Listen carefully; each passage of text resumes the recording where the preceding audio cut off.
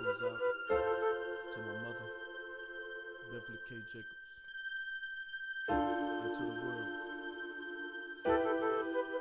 Let them know that we live by faith and not by sight. All right. This one is called The Indictment of Love.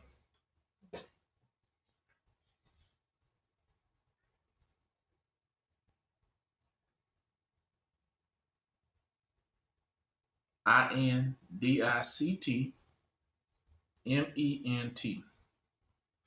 The Indictment of Love. All right. Now, an indictment is to be guilty as charged, right? And those are the charges, right? So for me, and this is the point where it says that I must confess, right? And so throughout the times, and what I have always noticed with our heavenly parents is that no matter what we have done, no matter what we have went through, no matter where we have come from where we are and what lies ahead, our heavenly parents has always been with us, have always been with us. And that's my indictment. I'm guilty of as charged of that, is to understand that. Sometimes we go through life and think we are alone, but we have never been alone. So when Yahushua was saying that he was never alone, he meant that. And we see it too, that we are never alone. Even no matter what people say, no matter what comes and goes, they are always there. Always have been there. And so I just wanted y'all to see what it is that I see on an everyday basis. Not sometimes, not a piece at a time, but always. One thing our heavenly parents are and have always been, like they say, yesterday, today, and forevermore. You got to ask yourself, well, what does that mean as a whole? Then you will come to find out that means your heavenly parents are what you call absolute. Absolute. Now you ask yourself, well, what does absolute mean? Well, to be absolute, it doesn't change. It stays the same. It doesn't waver. It don't blink. It don't sleep. When you think of absolute, you will understand what your heavenly parents are. Let me give you a definition, per se. And just listen what your heavenly parents really are, that you may understand. So that means, first of all, that your heavenly parents are of an absolute law. Absolute. Absolute is the law. Absolute can't change. Can't nothing come and change when it's absolute. It has all power. It regenerates itself. Listen, it has life in it. Your heavenly parents, absolute is life, in which all things you see consist. So everything is guilty of having it. That's why I'm guilty to confess it. So you understand when it says all knees will bow and confess about this law of being absolute. You have two types. You have what is absolute, and you have what is relative to absolute. So absolute is, let me just read it.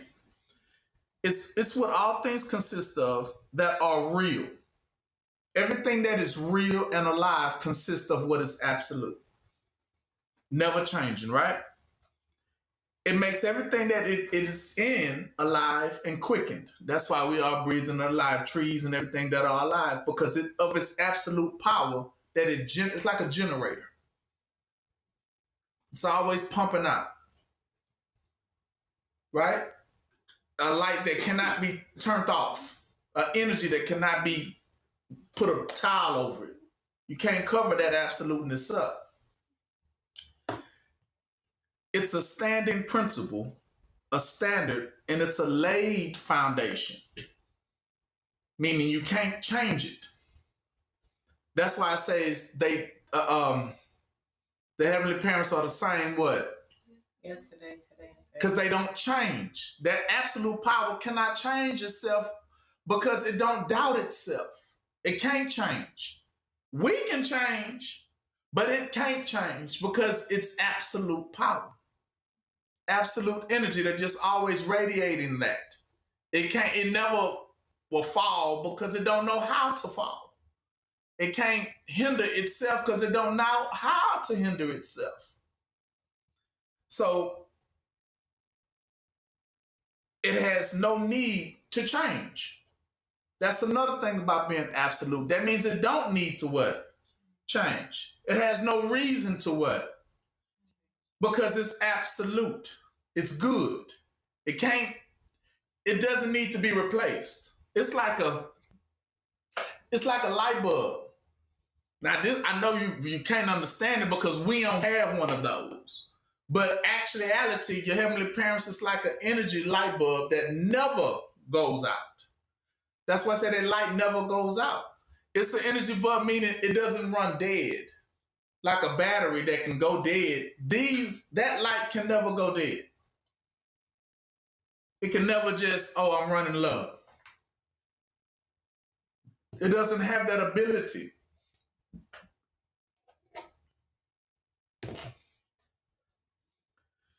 So because it never gonna go out, it's perfect as is. Perfect as is. And that's what makes it absolute, meaning it's in its own lane, can't be touched, can't be competed with, cannot argue about, cannot frustrate it, can't, because it's just steady radiating. Even when you turn on we say, I would never what? Leave or what? Because you can't turn it off. You can turn yourself off from it, but it can't turn itself off what? From you. It's absolute. Relative are things that are not absolute. It's relative to what is absolute, meaning just like your relatives, you have what you call in the house, these are intermediates, right? And then you have relatives. What are relatives? Cousins, right? Everything that is not associated with the intermediate ones, the primary ones, you will call it. You know what I'm saying? So relatives is just like nothing more, but like your shadow is your relative. It's near you, it's by you, but it ain't who. It's not you. It's not the primary you. Though it can pretend to be you, it can mimic every movement you do, but it's not you. So that will be relative what? To you. It's not you. Anything that are relative to you also are things that are on the outside of you. Everything on the outside of you is relative to you, but it is not. And everything that is primary is already what? Within what? Everything that is absolute is already what? Within you. This is what they call absolute. Everything that is absolute is already within us. Like when they made you a male, you absolutely what? A male. With everything to show, that's needed, everything you all have been already equipped with going forward, so you already know, that's a male. That's absolute, meaning ain't no if, ands, or what? Buts. That's what absolute means. Ain't no if, ands, or buts. It's just absolute. is, what did he say? I am what? Who I am. You can't, meaning you argue with it for what? You don't even got enough to argue with it. It is so self-sustaining. Absolute mean everything living and that breathing came from it. Right? A relative, it's like dividing. What they call it? Dividing, yes. Division. Because in division, the funny thing about division is that division always has to borrow. Right? Carry the one, borrow from what? Another number. Absolute don't need to borrow nothing. It makes everything. Absolute doesn't borrow. From who? When it made a tree, who did y'all borrow from to make a tree? Who did y'all borrow from to make the ocean? Who did y'all borrow from to make the clouds? See, relatives borrow things to call themselves gods. But if you borrowed it, then you're not a what? You're not a god. Because you borrowed. Gods don't borrow. You can't. When y'all made us, who did he borrow the design from? Who? Who did he go to say, help me make this design? Nobody. See, that's what absolute means. It didn't have to borrow from nothing because it's not weak that it needs to what? To borrow. It's absolute. At its prime. Always generating, pushing out, but ain't never in need of what? Nothing. Self-sustaining. Look here. It's flawless by design. Because it doesn't need to what? Does y'all need to be replaced? No, by no means. Because it's perfect. Y'all is perfect. It's not, no, you can't replace, even if you wanted to, you couldn't. But you can be what? But it can't. If it replaced, everything would die and drop. So it's absolute. Continuously. Like a battery that never gets drained. That never goes on E. It's just continuing. It was perfect in the beginning. That's what absolute also means. In the beginning. It has always been. And always what? Will be. It has no end. It has no beginning. It has no end. Watch this here. So let's you know what? So you can understand.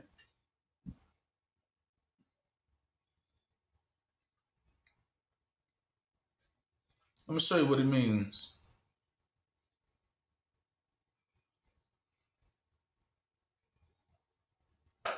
Go to Hebrews 7.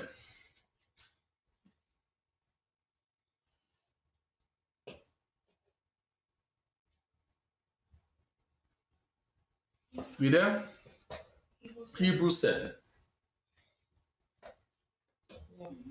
For this Melchizedek, king of Salem, priest to the Most High, Yah, who met Abraham returning from the slaughter of the kings and blessed him, to whom also Abraham gave a tenth part of all, first being interpretation, king of righteousness. That means he's talking about Melchizedek. He was already interpreted as what? King of what? Righteousness. And after that, also king of what? Salem, which is king of what? Peace. So he's the king of righteousness and also the king of what? Peace. This is the attributes of Yah. Listen. Without what? Father. Without mother. Or without a descent. Meaning a day that he gonna have to go away. Having neither found to be beginning of days, nor what? End of life. We don't know when his beginning was. We don't know when his end shall be. But made like unto the son of Yah, Melchizedek, abiding a priest, what? Continually, meaning forever. So he's telling you now, 4 says, now consider how great this man was. Because that's Yah. He has no mother, no father, so he has no what? Beginning or nor what? End. Nor end. It's just self-sustaining. King representing, this is what makes you a king. Because kings produce. See, king of what? Peace.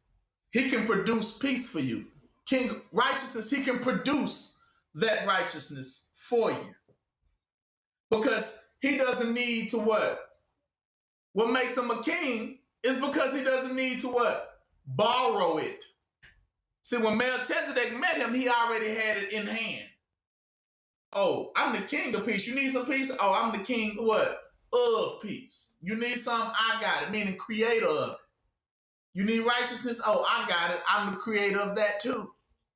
You won't have it by no means but through me. If anybody else got it, they got it from what? Me. That's what he means. Absolute. Self-generating these things that man cannot generate for themselves. Man can't make himself a tree. See, that's what it means, self-generated, making things that no one can make outside of him. And so that's what he says, that our heavenly parents are absolute. No end, and descent meaning no weakness, meaning no, you don't see him generating and all of a sudden he gets to stumbling and I got to pick himself back up. Has the earth ever dipped? Huh? Think about it. Has the earth ever dipped? And just, for a minute there, they looked like for a minute there we was gone. But then he picked it back up. That's absolute. You see that? How it just keeps going and going, like how they said an Energizer bunny just keeps going and going and no, but Yah, I ain't never needed the battery in the first place. It's just self-generating these things. Self. It's of an absolute power. It does, like I said, and it doesn't need to borrow. That's the key too. It doesn't need to borrow from nobody. Man, they borrow bottled water. See, they can't, because they can't create it what? Who did he get the blueprint to create water from? See, that's the thing. Y'all created water. Not that he borrowed some water from somebody and said, I'm going to call it water. No. Created water. It's one of their creations. You see what I'm saying? We drink it on an everyday basis, but we don't even understand that, dang, how we sipping this stuff every day? Because if the well runs dry, right? But they can always create more because it falls from the heavens every day. As much as they need. When it even look like it's getting low, they, make it rain. Creators of it. You can go behind a cloud, you still can't even give the blueprint for how to make it. Chemists in the laboratories every day trying to figure out how to make things like water. But they can make juice, but what is juice mixed with? They can make coffee, what is coffee mixed with? What is Kool-Aid mixed with? What is your shower mixed with? You can't even make that soap do nothing if you don't have no water in it. You ain't getting not one sud. If you ain't got not one bubble, if you ain't got no water. But yet, man cannot create these things. I'm good. Listen here. Therefore, they have pure confidence in themselves. They don't need nobody to gather confidence from them. That's why they can be quiet and not say anything and just still be self-generating, having full confidence, not a wavering confidence, like, I don't know, I'm not too sure about myself. No, they always just know what it is. That's what we say, I am what? Who I am. Listen. Confident of itself because it's pure everything. Everything it is pure. Everything we have now has been what you call stepped on. It's not the pure sense, right? Pure everything within itself is real, well equipped, omnipotent, omnipresent, cannot of his strength speak anything weak. That's another attribute they can't do. What can they not do? Speak what? They can't speak anything weak. Nothing weak ever comes out of their mouth. Yeah, somebody say, man, get that weak stuff out of there. No, they don't. If they come at you, they're coming with full force, and trust me, you won't be able to block that. They don't have a weak conversation. It's not in them. That's what I'm saying. Self-generate, absolute. They don't speak of fear. You don't never hear y'all getting scared like somebody chasing y'all. I gotta get out of here. No, you don't. You ain't. Right? Yes. Will never speak anything weak or unprofitable for you. Contrary to those things that are constantly, then you have these things that constantly change. Let me show you the difference. The opposite side now are things that constantly what? Change. What constantly changes? Man. And another thing that constantly changes are laws. Because they're telling you one thing. If it constantly changes, that means it is constantly shaking. That means it is constantly going to and what? Being tossed to and fro. It's coming and what? Going. It's in what? Consistent. Unpredictable. Full of lack or things that know that it was created. This is what it's telling you. That these things, the reason why they always are changing is because within their self, they know that they are not what? Real. They know that they are not what? Real. That was why, what's his name? Always had to change himself. What's his name? On Avengers. What was his name? That robot that always had to keep changing himself. Who? Iron Man? Not Iron Man. The one that Iron Man created. Ultron. Remember Ultron? He was never satisfied with his body because he knew he was not real. You see, because when you are absolute, it's life. You know you're real. You know you're pure. So you don't need to what? Change. You don't need to change. But anything that knows it's not real, anything that knows these things about itself, always feel the need to change. Because it always is doubting what? Itself. These were the ones that are always in the mirror. I need some more makeup. I need some more. I need something. I need more of this. I need more of that. I gotta. And every day they reinventing themselves. These are the things that know that they are in what? Consistent. These are relative to. See, even in language, even in alphabets, we have what? Vowels and what? Consonants. Now, vowels are things that you can't make no word without a vowel. Because these things are what? Consistent. Now, try to make a word, say any word without a vowel in it. Try. You can't even make a word without a vowel.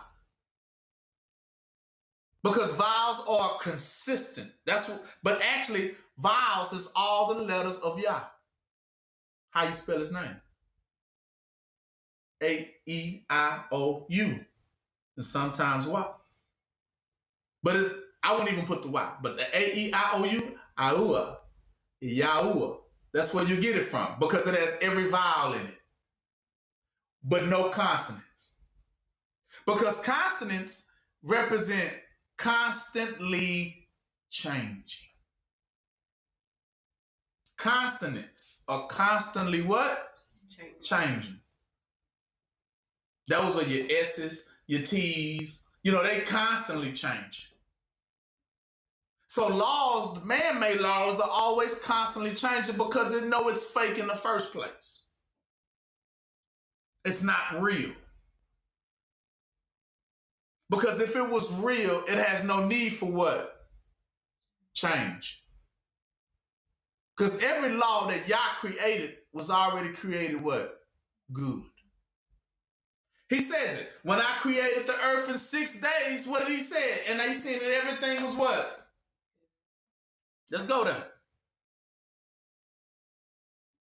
So that y'all understand.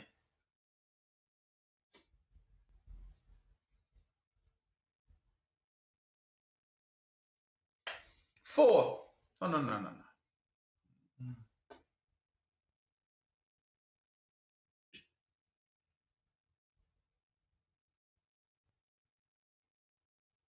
31. Genesis 1 go all the way down to 31. And Yah saw everything that he had made in the beginning. And behold, it was very what? In the evening and the morning were the 6th day. See, that's absolute. That's absolute. So that means Yah didn't make anything out of his mouth that was what? Bad. Because they don't know how to. Everything's perfect in the beginning. Perfect. That's what he's saying, perfect. Now I can rest because everything's what? Perfect. So a person will be like, well, hold on then. Well. What happened then? What happened? Well, of course, the relative things came about that try to undermine what was absolute. Relative things are copycats. Relative things are not the intermediate, right? They near to the family, but they ain't the what? Family. So this is what came in and tried to undermine Yah. So he said everything was good. Everything he created was perfect within itself, and everything had a seed in it. That's how you even more know, because everything that he created was able to recreate itself. See, it was just self-generate everything instead of going forward like that. One tree had babies, had more trees, and then it just kind of just grew. He put a little water just started recreating itself. That's how it works. Once he's put it in, that's what he say self-generating. One apple was able to create what? Trillions of apples. Even us. He only put 2 people and look, we was able to what? Keep multiplying. We say be fruitful and what? Multiply. That's coming out of one source. All they had to do was speak it. And then it just like poof. And everything just went to going. That's called absolute. Listen. So therefore, it's no need to borrow. It's not subject to nobody, and it never needed to change. It's not confused in itself. It's not shifty. It's not here and there. It's not a vagabond. It's not nomadic. And it's not subject to mood swings. It's definitely ain't bipolar. Nor need to reinvent themselves at any time. Right? And everything they say does not come back what? Because it doesn't need to come back what? Because everything they say is going to still come out what? Good and what? Perfect. That's why they watch everything that they say, because even when they speak, it's still going to come out good and what? Perfect. And these principles have never changed. Has no need for change. Right? There's no variation, there's no fluctuation or shadow of turning. In state of mind, they shadows are always troubled and what? Hostile to the word. Trouble means shaking. Why they shaking when they hear the word? Because they're not real. And the word is what? Absolute. So that's the thing. When they speak, those that are absolute don't shake. But when they speak, things that are relative to begin to what? Because it's not what? Meaning it's not what? Real. And everything that is not real is always up what? Rooted. That's why he said, even the devil trembles at the word of Yah. Because that's the thing. Only those that are of Yah don't tremble. When you hear the word of Yah, you should never, ever get fearful. He said those who don't despise what? Chastisement. See, because when Yah speaks, everything Yah speaks is for your what? You have to understand it. Even if it sounds like it's for your what? You still have to just take it. Because when they speak in things that are absolute, the equipping of these things spoken equips you, like water that comes down and showers you. You have to receive it, or you won't grow, or you will not grow. You can't be afraid of Yah, because if you are afraid of Yah, they only speak absolute. So the words they're going to speak will always be what? For your what? They don't know how to speak nothing else. Even when he spoke to Adam in that days in the beginning, Adam was like, oh, man. And I know sometimes we get to that point, your belly get the saying, get the yearning because you know y'all about to speak, right? And you start getting nervous and like, I don't know. And look, it's always like that moment when your parent walks in the room, right? And by nature, when your parents walk in the room, the first thing you want to do, because you think they about to say something, you already kind of tighten up like, oh, they finna say something. Right? What is he finna say this time? What are he about to see? That's how we are with y'all. We already start tightening up like we know what's about to come, right? But when we tighten up, we supposed to let y'all what? Take that correction.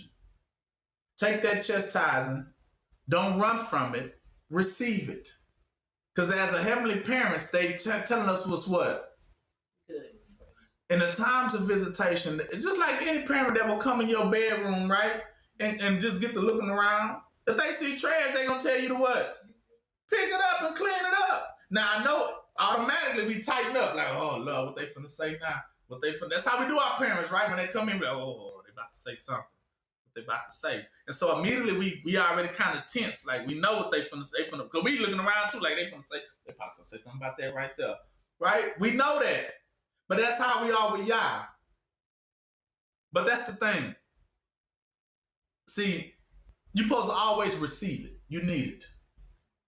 We all need it. Our problem is we get rebellious. I don't want to hear that. I don't want to, and you know it's good for you. But you're like, I don't want to hear it this time. I didn't chew my ear off the other 2 times. I don't want to hear that 3rd time. And you want to run from it. But that's why I said don't despise it. Don't run from the chastisement, because what they're telling you is absolute. It means it's absolutely true. And why would you fight against the truth? Right?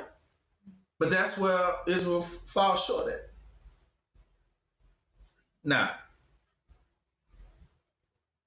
I need y'all to understand that. Because like I said, Yah is absolute. And when you understand what absolute is, you begin to understand Yah. Go to Ecclesiastic 1:9.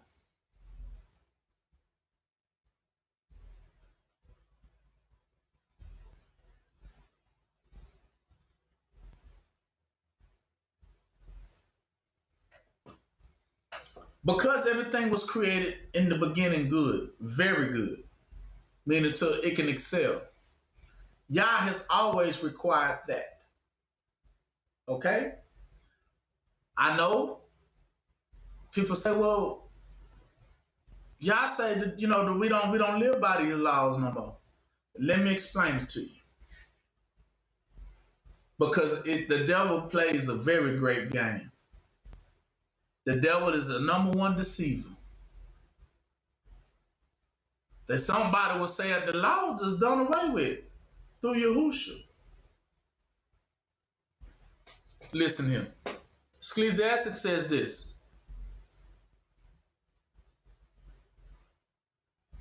No. Wait for that. Come, go to this one.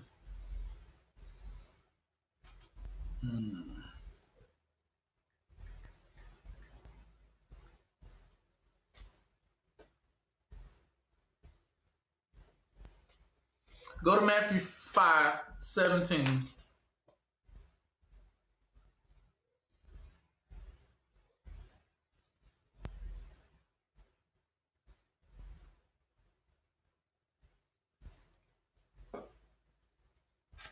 Listen, what does he say? Yahushua. He says, think not that I am come to destroy the law or the prophets. I am not come to destroy it, but to fulfill it. He said, for verily I say unto you, to heaven and earth pass away, not one jot or tittle shall in no wise pass from the law till all be what? Fulfilled.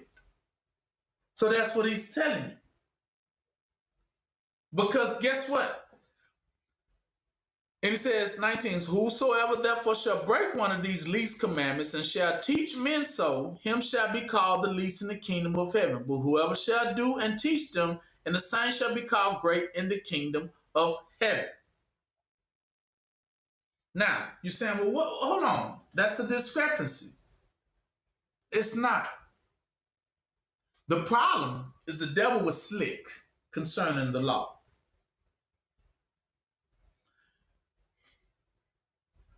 When in the beginning, Yah created the earth, and he created the principles of how the earth was supposed to be ran, and how everyone had their own course set. It's called foundations. Your course is set. How do you know?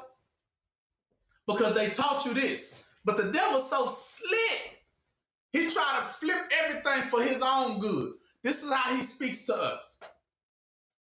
The Lord said this first, but the devil flipped it. The Lord said this: don't never go against the what? The grain. Don't go against the grain. Now, you thinking that they talking about today's. No. When Yah spoke that, he was referring to those days.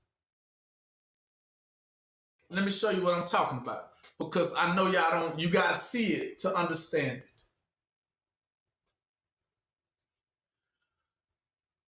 When you, back in the days, listen, back in the days, we had to go into the farming days, the old school farming days before it came out to these days. We had to get on the ox. We had to have us a little buffalo, and then we had to tie a little threshing instrument to it, and we had to tell it to go. And so when it went forth, right, it would draw a line in the sand, right, and it would begin to break up the earth, right, and it would create a straight line so that they can throw seed into it, right, and that farmer will get on that cow or that bull, hit that bull go straight, and he was just right behind it. And every time the bull would create a line, he would throw some soil in that dirt, wouldn't he? And cover it up. And then think about it, as he passed by, flowers would bloom behind him. Bloop, bloop, bloop, right? Corn. Bloop, bloop, bloop, bloop, bloop, bloop, right? As he kept that bull kept that straight pace. They called it an ox back in those days. So when he says don't go against the grain, he's referring to if you stay the course that Yah has what? Given you, you will always have what? Grain. Grain is what? Bread. So, in that seed, he's telling you if you follow Yah course, you will always have what? Grain, bread, right? So he's telling you, but if the adversary comes, he's going to tell you to get off what? Course. And if he can turn that ox around, you'd have just got off what? Course. That's what he says. Don't go against your what? Your grain. Because if you get off course, your crops ain't gonna what? They're not gonna grow. That's your grain. You need that bread. So he's telling you don't go against your own what? Grain. Because it's for your own good. So Yah has set a course for all of us. Listen, a course. Just like that man, that farmer out there plowing that ground, that's the course. That's the course. That course was set from what? The beginning. Let me show you a little bit. Let's do it on the phone. It's easy.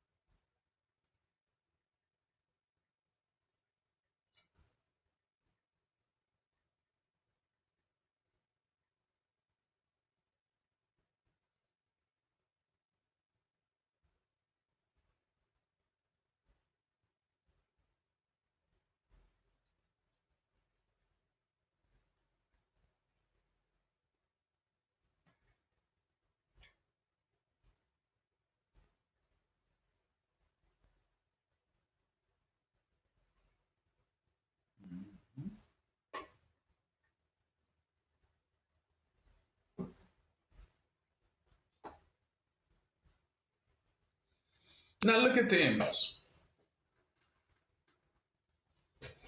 Now as he tills the thing, he creates what behind him?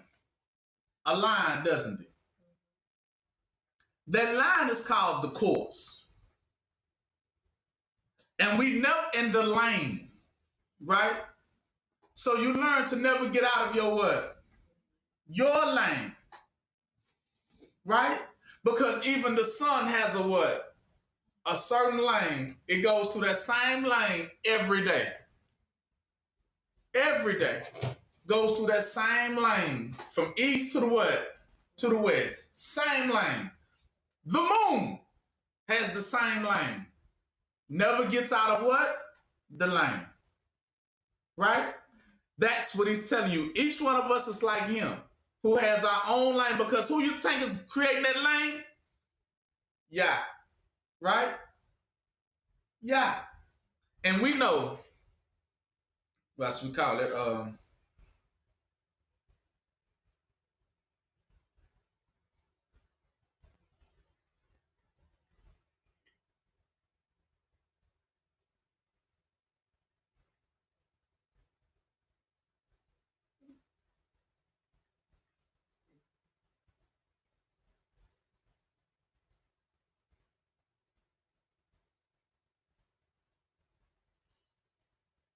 so then look what it starts creating.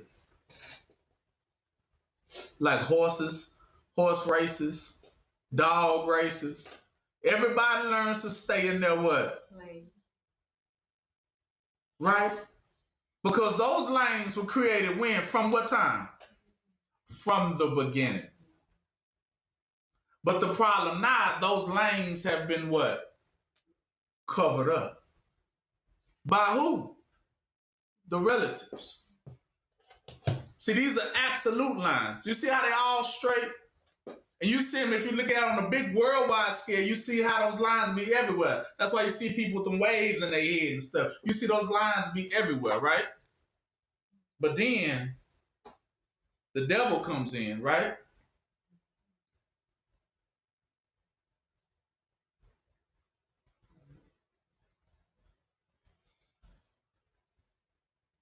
And start doing stuff like this. Mm-hmm.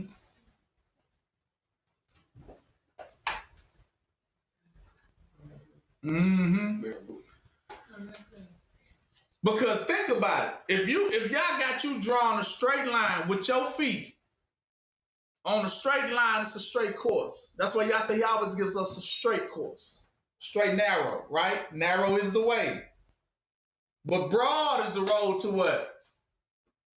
Destruction. Didn't he say that? Broad is the road to destruction. And everyone takes those paths because those paths will lead you right into what? And you can't, stuff ain't growing like that. See, the devil wants you to get off course and turn it into a whole what?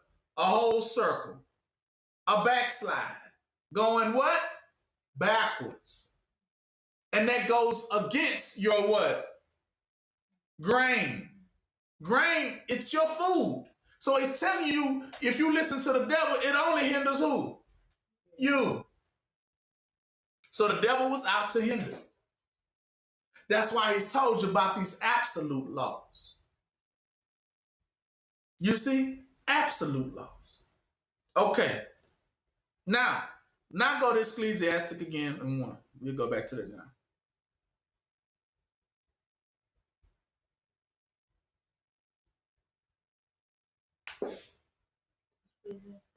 Mm-hmm. And Ecclesiastic 1, go to verse 9. Let's read what this says. Because this is Yah, the same what? Yesterday, today, and what? Forevermore. That's absolute, meaning it's no need to change. So anyone that keep changing laws, these are the ones who have changed the laws of who? Yah. But it was never no need to what? Change. Because the laws were good from what they what? When the lines were drawn. You had harvest, you had food, right? You had grain. And so now, understand what Yah has committed. This is the judgment. Yah has says, verse 9, the things that have been, it is that which shall what? Be. So clear as day, Yah requires what? The things of what? From the beginning. Remember about the how Yahushua used to always tell people, from the beginning it was not so. From the beginning, see, even he goes back to absolute laws. He said no in the beginning, like divorce. He said, well, they said you can, Moses said y'all can divorce now. Y'all can divorce, y'all don't have to keep those laws. He said, but in the beginning, it was what? Not so. That's absolute. Because he's telling you, was it a need to change it?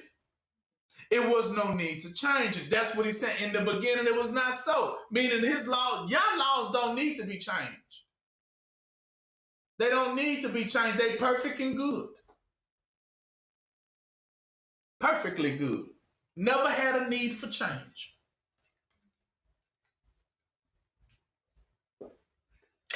So he said the things that have been, guess what?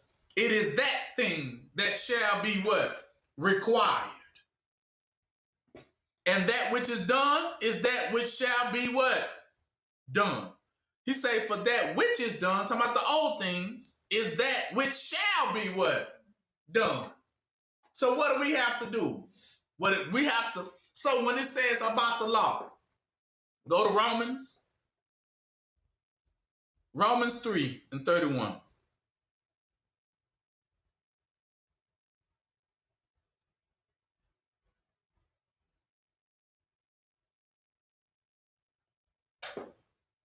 He says, so do we then make void the law through faith? Yah forbid. Yeah, we what? Establish the law. That's what he was saying. The same way Yahushua said, he said, I didn't come to do away with no laws, but I come to establish. He's telling you that I'm not coming to do away with the law. Listen, but to establish what laws? The laws from the beginning. That's what he's saying. That was all he was saying. Because the laws in the beginning were absolute. It was very good. It was pure.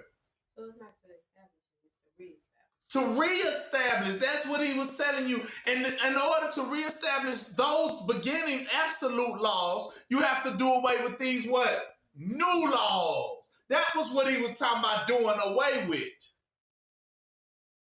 That's why the devil understood it. He was like, oh, they was never gonna do, because you can't do away with absolute. Yah is what? The word we're using today is what? Absolute. Absolute doesn't what? Change. And has no need to what? Change. Because it's what? Absolute. So I told you, but things that begin to start changing are not absolute, are they? Because they feel like, oh, that law don't make no sense. Let's change it. Oh, that law ain't working no more. Let's add another one. Oh, that one ain't doing so right. So it's always constantly what? Changing and reinventing itself. But those laws don't what? Exist then. They never were. Because it has to keep changing itself to stay relevant. But Yah laws is always what? Relevant because it's absolute. It stays the same. Like the earth right now is under a law to stay itself what? Put. And it rotates, don't it? But it don't go what? Because it is under a what? A law. An absolute what? It can't move, it can't break, it can't shake itself of that law. That's what Yah was saying, that he was going to reestablish what? The former laws. Because the former laws were good. And you never had to change it. When you started changing it, that's when people started what? Sinning. That's why I used to say in the beginning it was not so, because it didn't need to change. Okay, now we can get off into these scriptures. Go to Daniel. Daniel 7.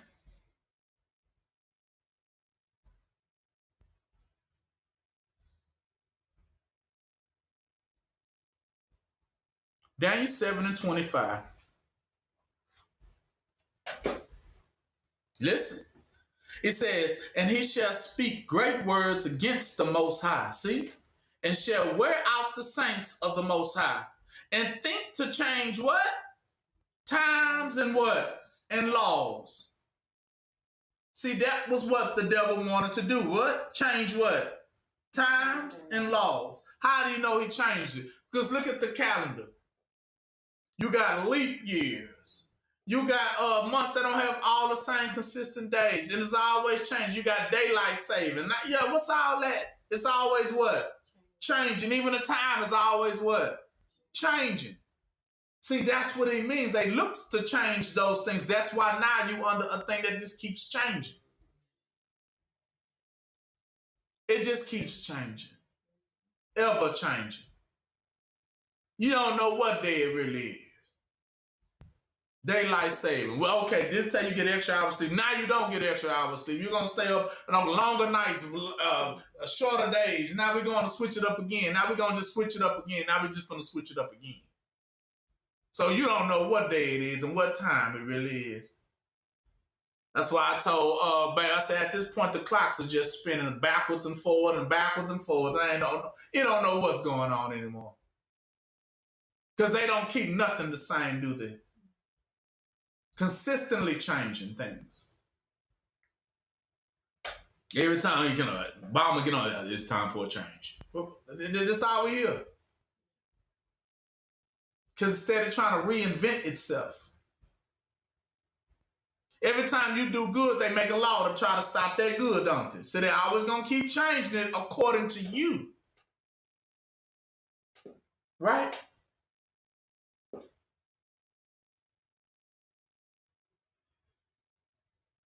All right. They look to change. But God forbid that they were supposed to what? Change the laws. That's what he's saying, God forbid. But we established those old what? the beginning laws because the former was always good.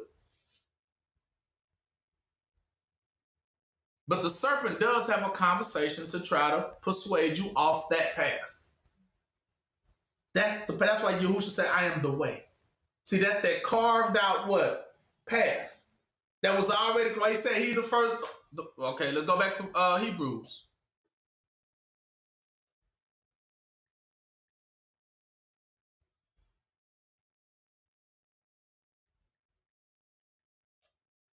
Hebrews 6:20.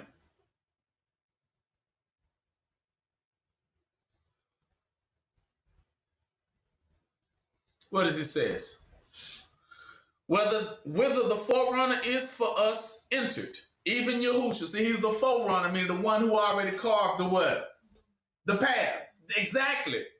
Even Yahushua made what now? A high priest forever after the order of what? Why Melchizedek? Because we just read because Melchizedek didn't have a what? Father, mother, a beginning, nor a what? Because it's absolute what? He was absolute.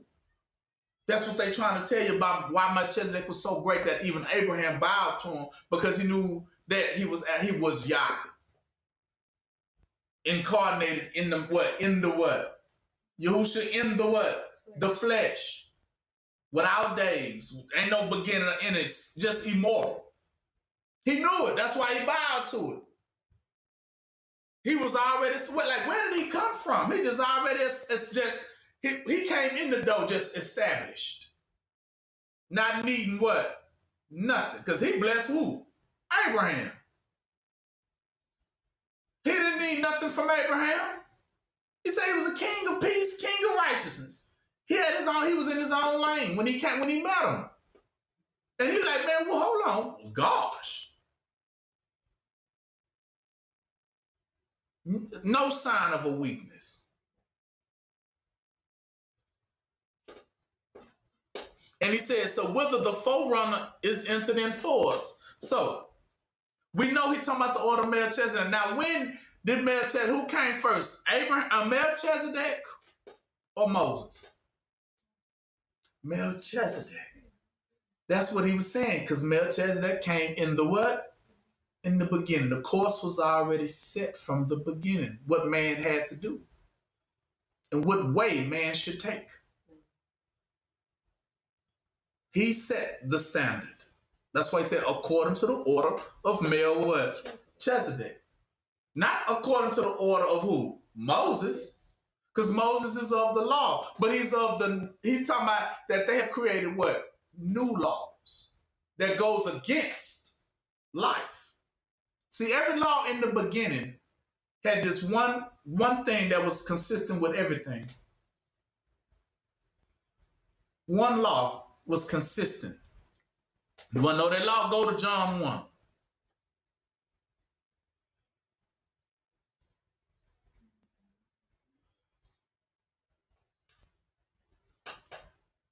See? In the beginning was the Word. And the Word was with Yah. You see that? And the Word was what? Yah. See? And the same was in the beginning with what? All things were made by him. And without him was not anything made that was made.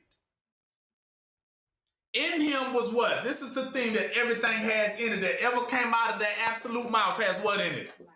Life. You see that now? Fruit, oranges, got those seeds. He's talking about those seeds of watermelons. Has those seeds in it. Seeds that can what? You can replant them and grow another what? A whole nother watermelon.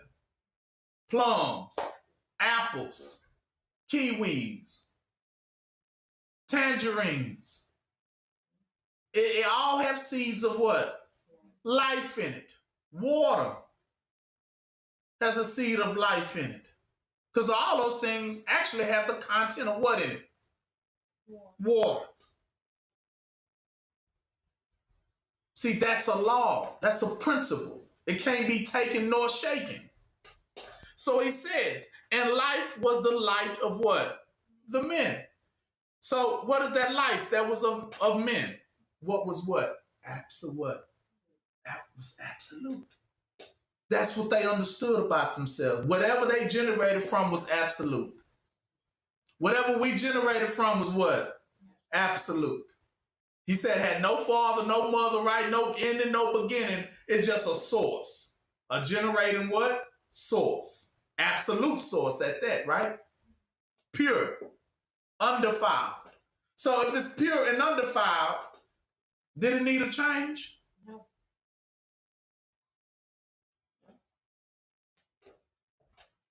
He said, so the light shined in the darkness, and the darkness comprehended it not.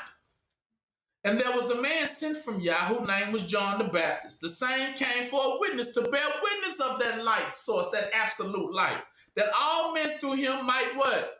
Believe. He was not that light. That's what he said. He wasn't the generating light that gave life unto all men. Who was it? Yahushua, wasn't it? He said, but was sent to bear witness of that light. That was the true what? Because it's true. It's unchangeable. Which light every man that come into the world. He was in the world, and the world was made by him. Exactly. And the world knew him what? So when he made himself known to man, they still didn't receive him, right? And what did they come at him with when they met Yahushua? What they try to fight him with? Y'all remember? Laws. But any law that don't give life does not what? Exist. That's what he's saying. Because it's constantly changing. But it ain't giving life. His word gives what? His law gives what? Life.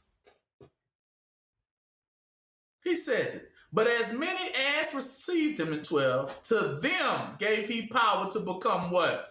The sons and daughters of Yah, even to them that believe on his name. Now, hit him with that same title as Melchizedek. He's giving the sons and daughters the same title. What does he say? 13. These which were born not of what? Blood, nor of the will of the flesh, nor the will of man, but of who? It's from that same absolute source. Sons and daughters from that same absolute source that had to remember from what source they came from. An absolute what? Source. You're not of laws that constantly what? Because you don't have need of laws that constantly what? No, neither does Yah. So Yah is not with those things. You needed to understand what Yah is in and with and what Yah is not with. The same yesterday, today, and forevermore. They don't change. They're very consistent. No need to change. That's where faith came from. Did you know that? That's where faith came from. Right? 14, and the word, the law was made what? Flesh, and dwelt among us, and we beheld his glory, the glory as the only begotten of the Father, full of what? Grace and what? Truth. See, the truth. And the grace to endure the what? The truth. Meaning he just had that, he was just full of truth. From the, he was talking about from the beginning. He's speaking, he always led with that. I'm telling y'all, this ain't no new thing I'm telling y'all. What? See, yeah, watch this here.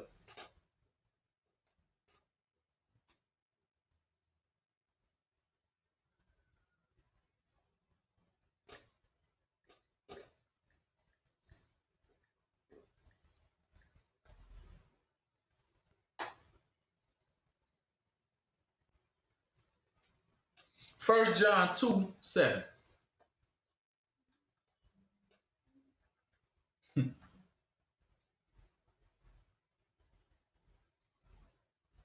To let you know. What does it say? Brethren, I write no new commandment unto you, but an old what? Which you had heard from the what? The old commandment is the word which you have heard from the what? And again.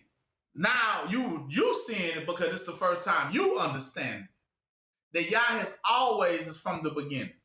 A new commandment I write to you, which thing is true in him and in you. Because the darkness is what? Past, and the true light now what?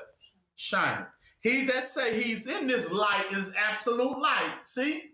And hated his brother is in what? Even until now. See, because the absolute light it's about life. Every law and command they gave in the beginning was concerning life. That's why he said them, don't go against the what? Grain. Don't go against your own bread. How they used to say, don't bite the hand that what? Feeds you. That's the same terminology they saying. See, but the world tried to flip it. And they say, this how the devil came and grew and talking about not to go against the grain is to go against us. You going against us, the worldly people. That's going against the grain. But no. Grain represents your bread. He said, give us today our daily what? See, you're never supposed to go against that what? Daily what? You don't go against the grain.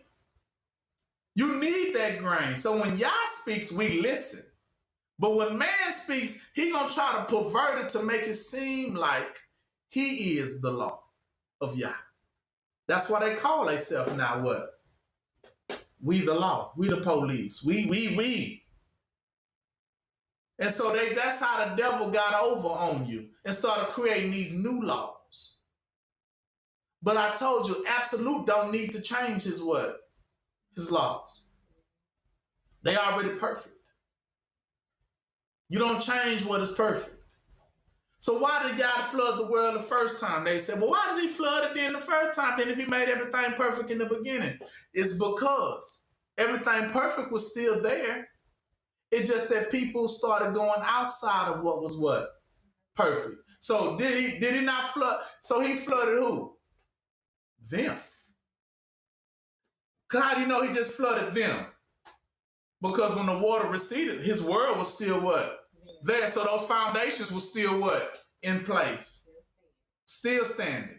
Just the people that didn't want to do it were gone. Remember when Noah came back and said, okay, now it's a clear world again. We can get back to doing those things we knew we were supposed to what? To do. He just removed those people who didn't want to what? To do it. To walk in those paths, didn't he? See, Yah has created for each one of us a path. Right? You can't create it of yourself. Yah has created it. And if you walk in that path, you'll be fine. Go to 2 Timothy 2.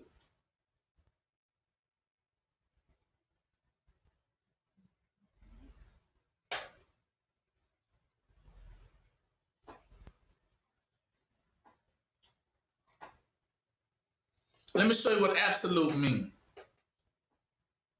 It's 2 Timothy 2:13. What does it say? If we believe not, yet he abideth what? Faithful. Because he cannot what? Deny what? Himself. Meaning, even if we turn on Yah, Yah will never what? And turn on us. Because he don't what? Know how. Because he absolute what? Absolute.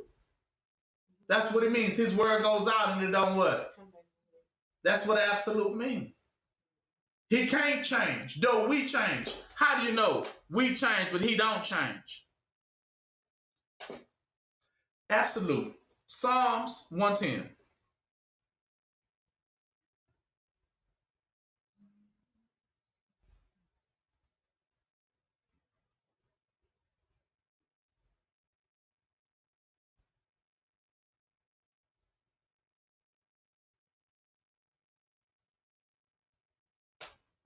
Lord said unto my Lord, sit thou at my right hand until I make your enemies your footstool.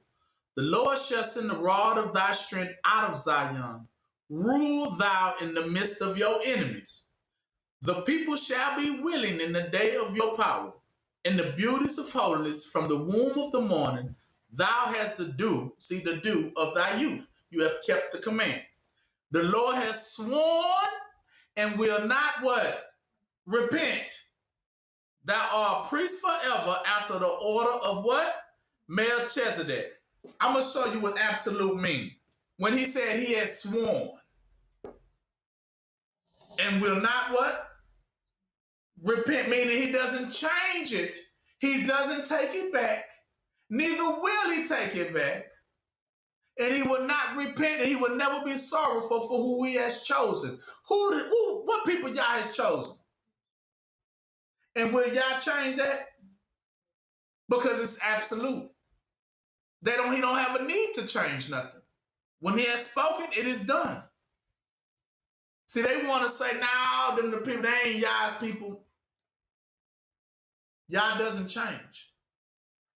Yah does not change. Because like I told you, I'm indicted. Because I know that Yah doesn't change. How do you know? Go to Psalms 8.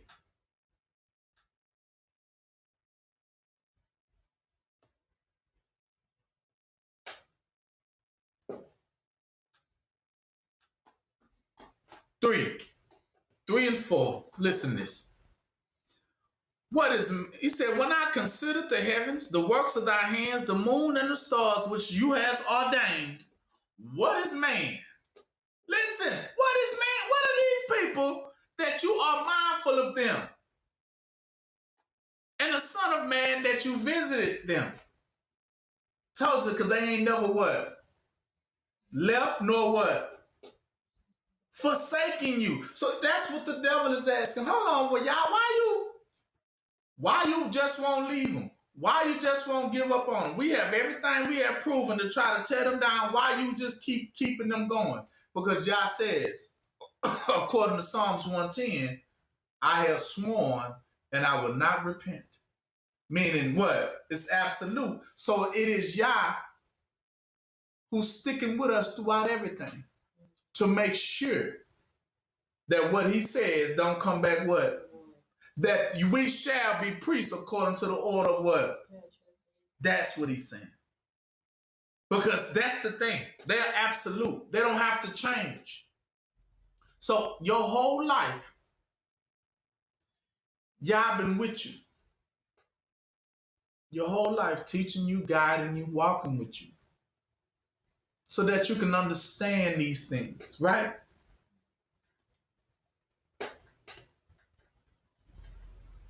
Watch this here.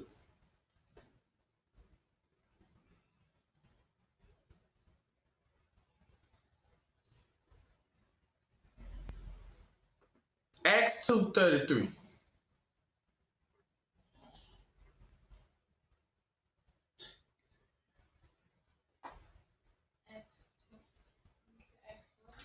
Acts 2:34.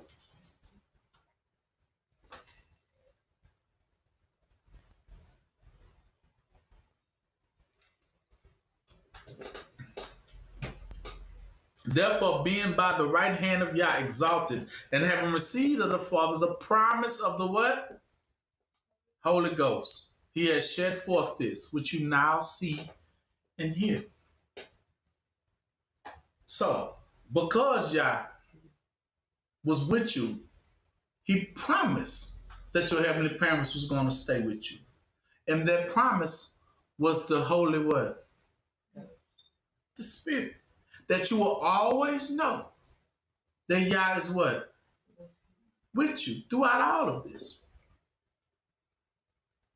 Ephesians 1:13.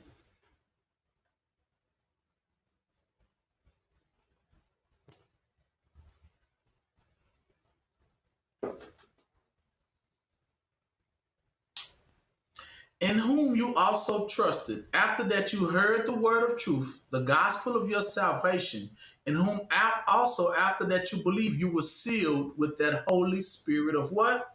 Promise. See, it's a promise. That's when he said, I will not repent and I will not turn back because I have made a what? Promise. That's what he said, I have sworn already. And y'all, two things y'all can't do what? Lie and die. Exactly. So it's not of us that can do it of ourselves. And it's not of us that are doing anything of ourselves. It is actually our heavenly parents walking us through this. Walking us all the way through this from the beginning. From the time he told Adam, okay, I got you. I know you're going to fall, but your seed shall be saved. That's that promise. They have kept it. They have kept it and are keeping it. So it's not us that's doing anything.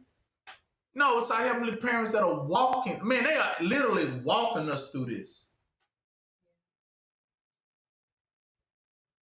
And I know it seemed like all is out of seem like they for do this. And you're going to hear a lot of stuff here. You're going to hear a lot of stuff over there. People threatening, people talking about war, and people talking about. But trust me when I tell you, Yah is walking you right through all of it.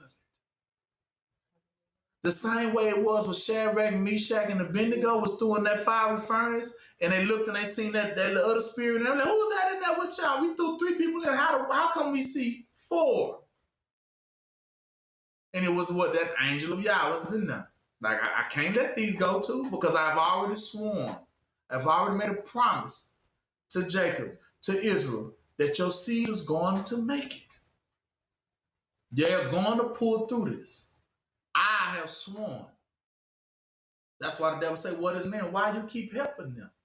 Throughout all things. You ain't never let them die and just let us have our way over them.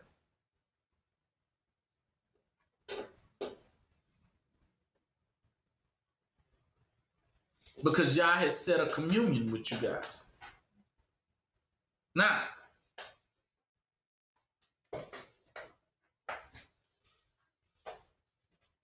this is the thing of Yah.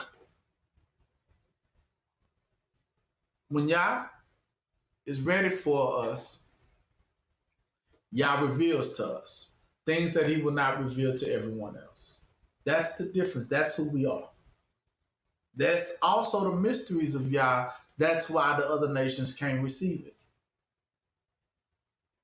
See, Yah is going to walk us right up out of here. Just like he did with Noah. Just like he did with Lot. He's going to allow these people to get themselves all together, but then he's going to, no, they're not going to make it. Because Yah reveals his glory at that point. The glory is those who really made it through. Because it's the thing that you have to understand. Because the foundations were made in the beginning, those were the days that Yah revealed his face.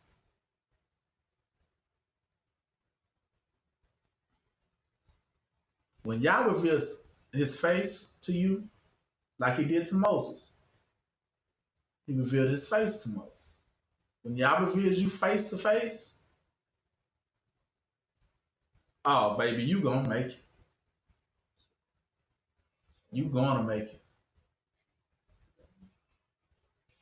See, that's the thing. He's not gonna reveal his face to others. But he will reveal his face to all of Israel. That's the indictment. Is that he's going to save all of Israel. You don't have to worry about it. You just have to just stay the faith. Stay the course. That is the communion, and that's the revelation. That was the bread he was giving unto us. That's why he said, don't go against your bread. Because these teachings you need to continue on down this path. I will give you things as you go. I don't give you everything up front. Because everything is not needed, what? But trust me, he said the Yah is always on time. He might not be there when you want him, but always what? On time. With the things you might need to get you through whatever situation that the devil try to throw at you, Yah will already provide you with the means to get through that situation.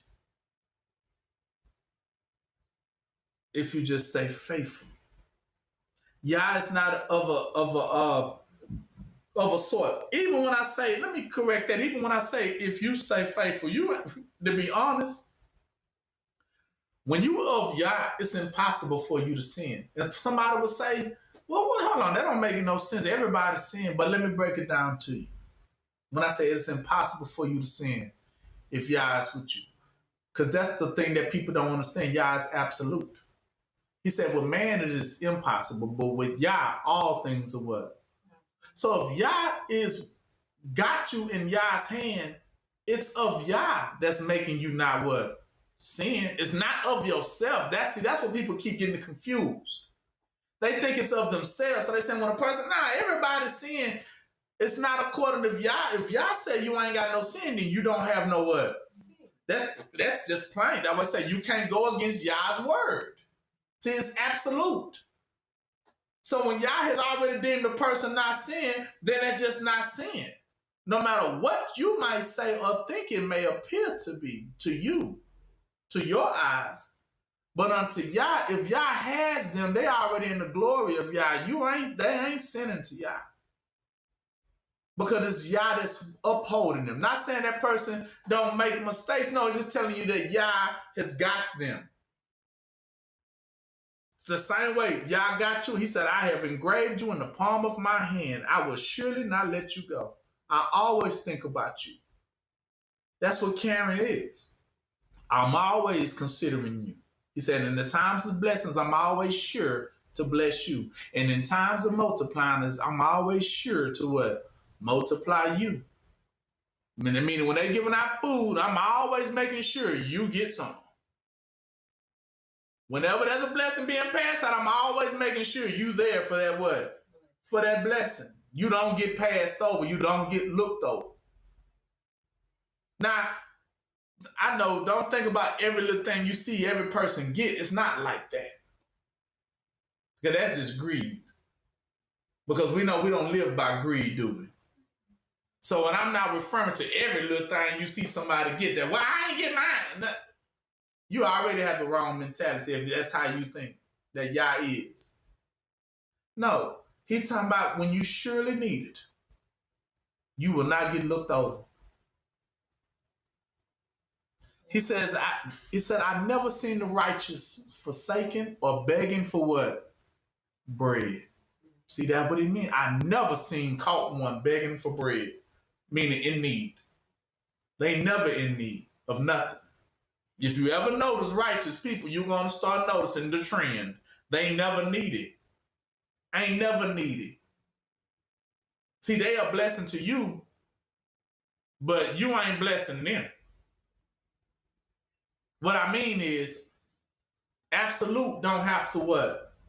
Borrow. Remember I told you that? They don't have to what? See, they don't take from Peter to pay Paul. See, that's how this world is. They take the water from Yah, from the people, and then bottle it up and then try to redistribute it to you as if it was theirs. They ain't getting them a raw Peter to what? To pay Paul. You didn't have your own source. That's what he's saying. You didn't have your own source. You didn't have your own well. Because back in those days, they used to have wells where they dip the little water in and go deep down the earth and get the water out the well in the middle of a whole desert. With the bucket, they would have a well. See, Jacob had a well. It was reserved.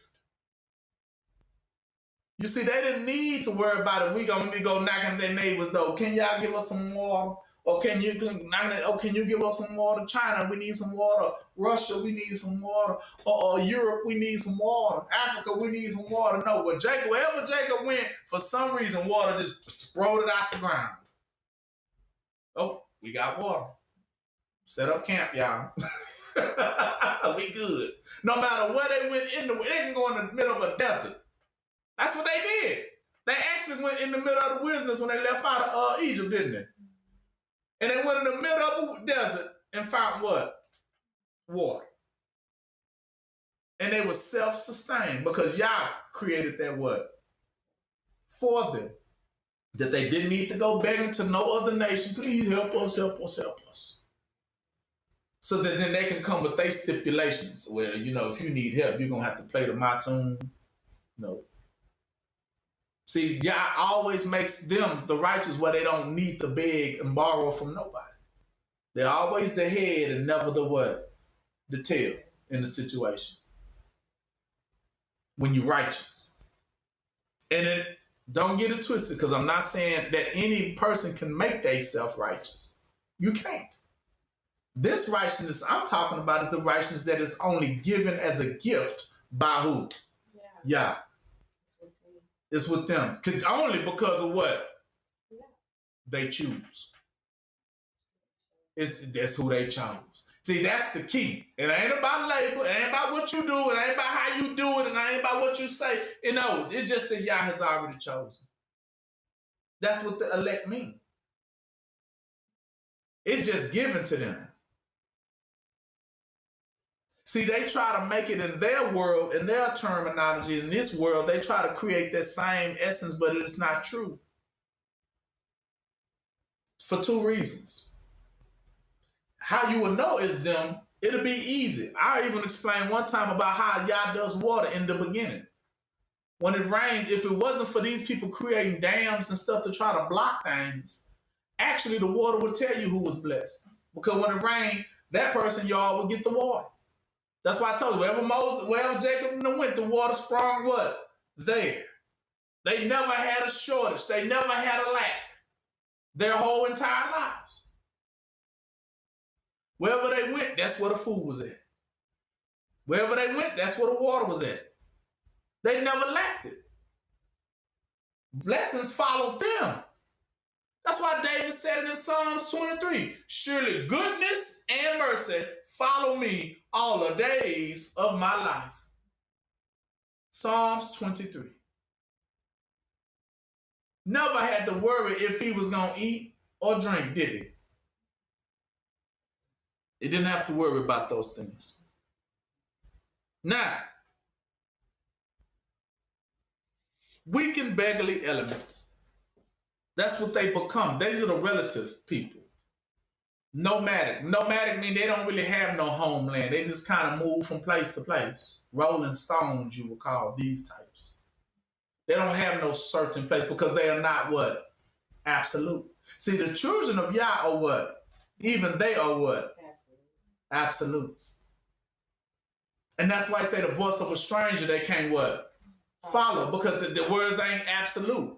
You steady hitting me with words that always changing, fluctuating, changes, is unpredictable. I go today, you tell me this, then tomorrow you tell me something else, then I ask you explain why there's a certain change, and you just say, well, I don't know. No, we don't live by that. We are very consistent because absolute means consistent, durable. Doesn't change, doesn't need to change. He said on the Sabbath day, the day of what? Rest. That's what that means. You don't change. You sit and rest on that. You don't have to what? Get back up and go back to do something, figure out something else. That's what rest means. The day of what? Rest. The day you can finally say, okay, you ain't got to move off this mindset that you have right here. Stay this course. You have found a good course. He said, he who finds a wife finds a what? See, who finds that course finds a good thing. And you don't have to leave it. You don't have to divorce it. You ain't got to turn. See, the devil gonna always try to that's what make him my adversary, because he always try to, when you trying to go straight, he's always trying to grab that wheel and what? Turn you off that course.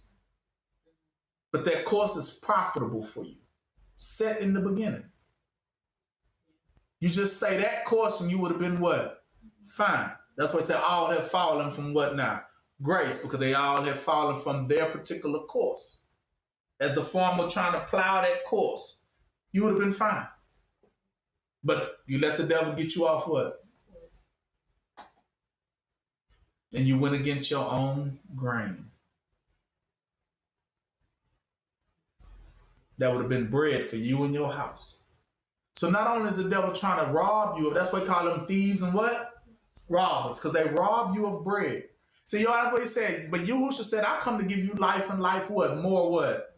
See, that meaning more bread. See, if you would listen to me, you would have not only had a good course, but every time you would have sprung, you would have started springing up all these good fruits and stuff. And then that would say you would have begun bearing fruit. You would have been very prosperous.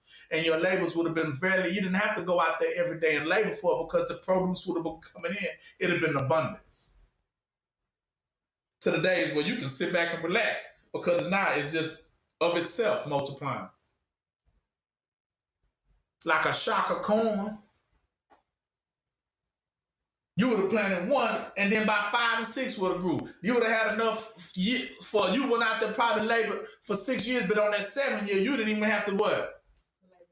labor at all because that produce would have been enough to survive. You ain't even have to get back out there to another a year or so later. Prospering. Enough to give anybody who needs something and still have way more left over. That's what it means. Don't never go against your grain. That's your bread for your household. You would have never have to lack for what? Nothing. You wouldn't have to beg nobody. You wouldn't have to knock at nobody else's door. Your neighbor door, like, hey, I need some food. You would have had it. You would have had that and abundance. That's what he said. I come to give you life and life more what? Abundant. Because it would have kept excelling. See, with Yah, absolute, everything just what? Excels. It just keep growing and growing and growing. The same way, and naturally, we were supposed to have been bigger, right? Stronger, having way more life. But it is because we listen to the devil that gets us off course and we start becoming smaller, weaker, right? Sicker, more hungry now because we getting less food. Now we go out there and try to do a crop. We don't even get a week's worth of food.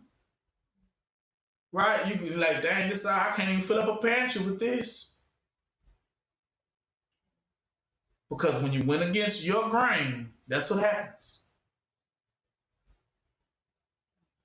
Your cupboards would have been full. You wouldn't need nothing. See, everything that's absolute doesn't have lack. Adam and Eve were created to be what? Absolute. Don't get it twisted. The children of Yah are created to be absolute as well. But they have to become just like that plowman out there. That when Yah tell you to go straight, you what? You go straight. And don't get off your course. Don't let nobody take you off course. If Yahushua's gonna settle with you, a direct author of your course, and tell you just to follow me. That's what he told Richard. Follow me. It's a course. Don't get off of it. And you'll be prosperous. But it's going to be full of knowledge. Now go to Job 38:2.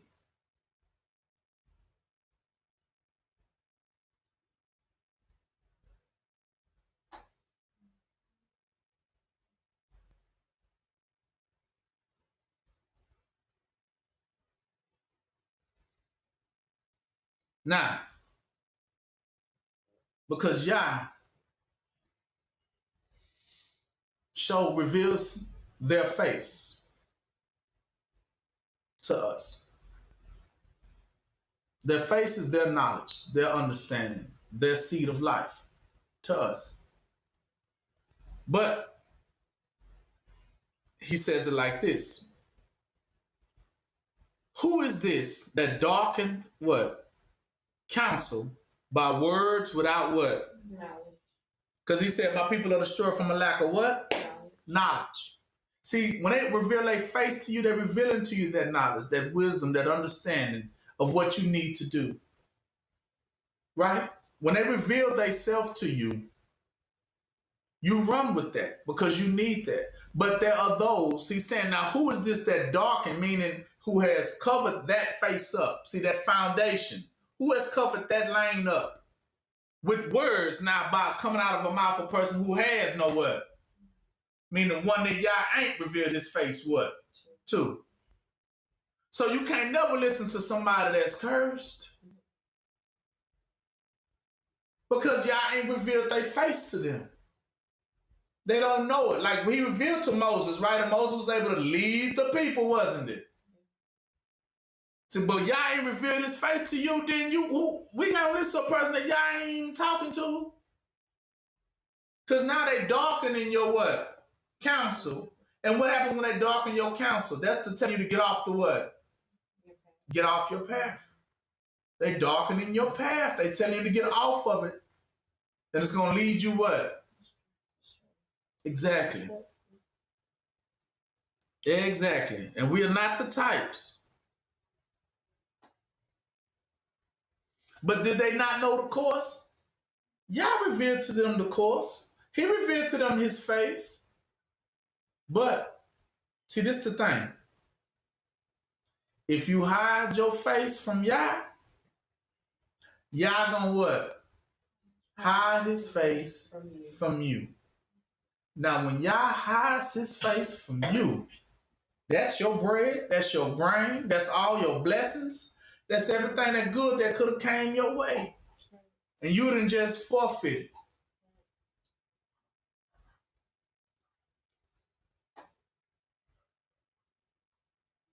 Now, Romans 1.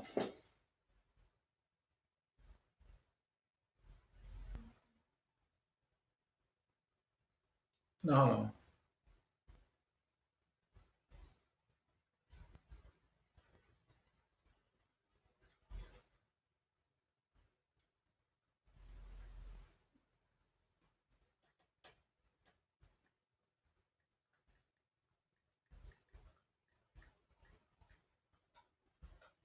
Isaiah 53:3.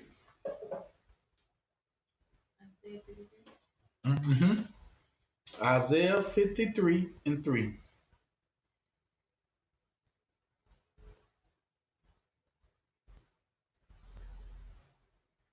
Let you know that it's true. He said, he is despised and rejected of men, a man of sorrows, acquainted with grief, and we hid, as it were, our faces from him. And he was despised, and we esteemed him what? He's talking about his law. Yahushua is the law. But we rejected it when we hid our face from him, meaning we hid. When it's talking about the face, he's talking about your glory. When it's talking about your glory, he's talking about the glory of salvation, the glory of help in a time of what? So when he needed us, we hid our what? Meaning we excommunicated him. When you hide your face from somebody, you're not communicating with them anymore. You're cutting them what? Off. When they say you out of the will, I'll cut you off. That is to hide your what from them? Face. I'm cutting you off. That's when you turn your head. I don't even look at you anymore. Right? But Yah says, hide not your what? Mm-hmm. Hide not your face. So watch this here. So, because we wanted to hide our face from Yah, when Yah told us to do something, trying to give us this knowledge, like a little baby that when you're trying to spoon feed them, what the baby do with their face? I'm trying to eat. I don't want. Especially the vegetables, right? They ain't trying to go for it at all. But that's the best part, ain't it? Now you get older, like us. We be out in the streets looking for the greens. But as a child, right, we don't want it. We don't want none of the Jolly Green Giant. We don't want it. No. We want to give us the cookies, give us the cakes, give us the snacks, give us the gushers. But the greens, nah, we don't want none of the greens. Right? But that's the best part. That's the best part. Right? And so that's how Yah is to us. The things we know we need from Yah, we refuse it. We refuse to hear it. We refuse to receive it. And we hide as it is our face from it. Like we reject it altogether. So because you reject Yah, don't think Yah, the key with Yah is he just will reject you. And he gonna do it to you blatantly. So you say, well, how does he do it to you blatantly? Because he will go right to your neighbor's house and bless them right in what? In front of you. And then you won't get no blessing. And that's how you know he is what? Exactly. Hid his face from you. Like, okay. What you got going on? Right? That's how they do it. Right? That's how they do it. Exactly. That's why it says don't be covetous after your what? Neighbor's house, because that's what's going to happen. You turn your back on Yah, he turned his back on your whole house. Yeah, that's what he said. I tried to give it to you, but you didn't want to receive it. So I just went to you, and I'm going to do it in your face. And that's the thing about Yah. It's all natural. That's the thing. It's natural. He'll do it right in your face to let you see that I am blessing them and I'm not blessing you. Can't you see it? The same way he make it shower on some places, he make it rain, and in some other places he won't make it rain. Knowing you need the rain. He's just telling you that I'm going to bless them and I'm not going to bless you. Right in your face because you don't want none of this, right? You good? You straight? Okay, well, what you got? You know, what you doing? Okay, you need a blessing? I got one for you. And then put it right in front of your face. And then that's when people get bitter and what? Salty. And they get mad at it. They're looking at their envious and jealousy. They're looking at their neighbor like, yeah, that nigga, yeah. But it's only y'all doing it. See, that's the thing. They do it natural. The same way I was talking about the water. Blessings you be seeing showered on a particular household or something. And you looking like, well, damn, my house ain't got a blessing in a minute. It looking kind of dry over here. Right? You know, be looking around like, it's been a minute since something good came our way. Right? See, but the children of Yah, they stay moist. But I say moist just like, look, just like a sponge. A wet sponge is very moist when you squeeze it when the water comes out. But remember, see how it is when it get dry? Like SpongeBob out of water. Oh, that's how these houses be. They be dry. I ain't had a blessing in so long. That's why when they finally get one of y'all come in that is a blessing, they be like, oh, we ain't seen that type of fun since 1970. That's the last time they been blessed, right? So, we ain't seen that type of energy since, I mean, you mean you ain't been blessed that long? Right, exactly. That's what they really saying. It's been that long since we done seen a blessing, you know, and you walking in there like, wow, you know, turn the lights on, I'm buying this, here, and they're like, wow, I ain't seen that type of energy. Right, because that person's blessed. Right? And so when they see it, you know what I'm saying, this was make them get discouraged. And so that's when they begin to play that game. They start creating their own imaginative world of blessings that they have to pick up a hammer and a nail and try to create. I got to make it look like we blessed over here. Right? And so they be impoverished. That would say they so impoverished that now they have to try to fake it till they make it. Trying to compete with it, saying, I'm right along with you. That's why they start creating them laws, newly set laws. That's not needed. But they create them just so they can keep what? Pace, right? Okay, so now we got a law that say you gotta slow down.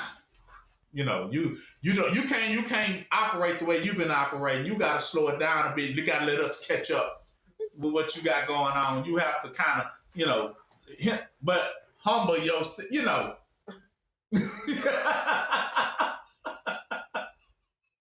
That's how they be. You gotta humble yourself. But it's because they see the blessings just building up. And every time you get blessed, that confidence build up. Actually, faith, the word faith is actually confidence. The word faith is what? Confidence. You're going to read it. You can look it up. Faith is confidence. Fides, F-I-D-E, is the root word of confidence. You're going to read in Fide. Fide has always been that word, which means faith. Fide, that's why you get the word bona what? Bona fide, meaning thorough with it. Or confide. Confide. Confide in somebody, because the fide represents faith. Faith represents a treasurer. Those who possess goods. That's what their faith is. It's a possessor of goods. And in those goods that they possess brings great confidence of things that they have acquired. And so that those treasures from within radiates in their faith and confidence as they carry on day to day, knowing that they don't lack what? Nothing. It goes back to Yah, absolute. self-generating, And so these have that treasure within, and they know they rich. So it spews into confidence. They call it. It's just a trust fund within a treasurer who contains like you get the Department of Treasury. That's who send out all the money. See, they are a built-in treasurer. Just same way. So they filled with those treasures. All they got to do is open their mouth and it just spews out. He said, out of your belly flow a river of living water to people. Living water is the money. It's in their mannerism. It's in their conversation. When they begin to spew out of their mouth, all you got to do is listen to them and you can get a blessing. Because they have it radiating from within. That's what absolute means. If you hear Yah, you'll get a what? That's what it means. They shower you with what? Gifts. Shower. Because shower comes from their mouth. It drops out what? Saliva and rain. Well, when it comes from above, it looks like rain on us. It's rain. It's them speaking on us with blessings. And they call it showering them with what? Many gifts. So when they get the rain on them in their house, crops from the grow, grass from the grow, everything from the grow. And they finna get an abundance because every time that water touches down on whatever they got, it moisturizes everything they have. And there go, whoop, another abundance of something. Because that means something's finna grow and manifest itself. Every time it rains, they get a blessing. That's why people try to go about it, but trying to rig a situation for a certain person. And these are the types of, I told you, that's why they have to keep fluctuating with their laws and rules, because they're just trying to manage a way to keep up with the naturally already absolutes that are already just blessed naturally. They have to create laws. They got to create rules as they side-eye that one. Okay, now I got to come up with something now because the minute that one begins to master that, so first law, they have to what? That ain't work. So I need to what? I have to come up with another rule that'll hinder them. I have to come up with another thing that'll hinder them. I got to come up with another. That's why their laws are always fluctuating and changing, which represents that they are relative. That represents that what? They don't truly what? Exist. Because without all the maneuvers and the levers you pulling behind the scenes to try to create that blessedness, you really ain't what? You're not blessed. And it's obvious. It's obvious. Because all you have to do is take away the law. That's why y'all say, I do away with the law. If I do away with the law, then we will truly see who's blessed out here. Take away your government assistance, we'll see who's really blessed out here. Take it away from all people. Take away all the handicapped things you have produced out here to go back to the original days, and then you will see who's really originally what? Blessed. See, that's why I say it's y'all newly laws that's going to be done away with. So when he was saying doing away with the law, he was talking about those newly laws, not the old ones, not what was established in the beginning, because those things are absolute. They don't change. He was talking about referring to now these new government systems that they have in place, these newly made laws that kind of change and turn things upside down due to laws and policies. But he created us line upon line, precept upon what? Because the line he was talking about is the what? That's the line. How they say the line is drawn in the sand, right? Separating one from what? Another. When was that line drawn again? In the beginning. And wasn't it drawn in the Red Sea? Yeah. Yep. That was the same line carved out for them. That was the path, wasn't it? Yep. And they didn't get flooded out. But when the other ones tried to mark in that path to show them that's how y'all wanted to do them, I'm going to do you instead of like this. So when they went in that path disappeared for them. Because he knew y'all love to cover up what? Paths. So boom, whoop, there it is. I cover it up from you. That's what it means. I will hide my what? Face. From you. That's exactly what it meant. Because I know you love to hide stuff. So because of the hiding, it's actually a sin. I know they say the sin of lying. No, no, no, no, no, no. It is a sin to withhold. It is a sin to conceal. So if you conceal from your brother in times of need, then Yah will what? Conceal from you. It is a sin. You hid your face from them. When they needed you the most, you know how that Mufasa was hanging on that little cliff and he needed Scar to help him. And now Scar had to think about it. Now am I going to hide my face or am I going to help? It's those moments right there that's going to determine you. Because if you hide your face from your people, then y'all going to what? And you need them to reveal their face because that's the time that they reveal their face in the time of what? Need. So you don't hide. When they down and out, you don't look at them and say, no, this is the moment I was waiting. Now, you do that if you want. Trust me. You can get them. It's funny because you thought that might have been the end of them. That's probably why you did it. Like, okay, yeah, I'll wait on this day. And you're going to turn your back and walk off. You sure you is. And then what's going to happen miraculously is they're going to come up out of there. But now they remember you. That you turned your back at that moment. A moment you can't undo. But forget that because you ain't got to worry about them per se. You just have to remember that they just saw that too. And these was the ones you needed to be provided away in the face when you needed that time for yourself, which you knew was coming. Because who can hold their own self up every single day? No one. So only way you're able to hold yourself up is through them. They don't want to keep you going throughout the days. Keep you from falling in the traps, right? Keep you from falling off, keep you from, but how they call them guardian angels? But now you done turned your back on one of yours. Okay. So now that same guardian angel that was watching you gonna say, well, what do we have here? So that's what you gotta watch out for. So you ain't really gotta worry about them. See, they gonna, cause that's the thing, y'all always had them, so they gonna be straight. Matter of fact, they finna surpass you with everything you just had going on. But for you though, since you turned your face on them, you got it coming.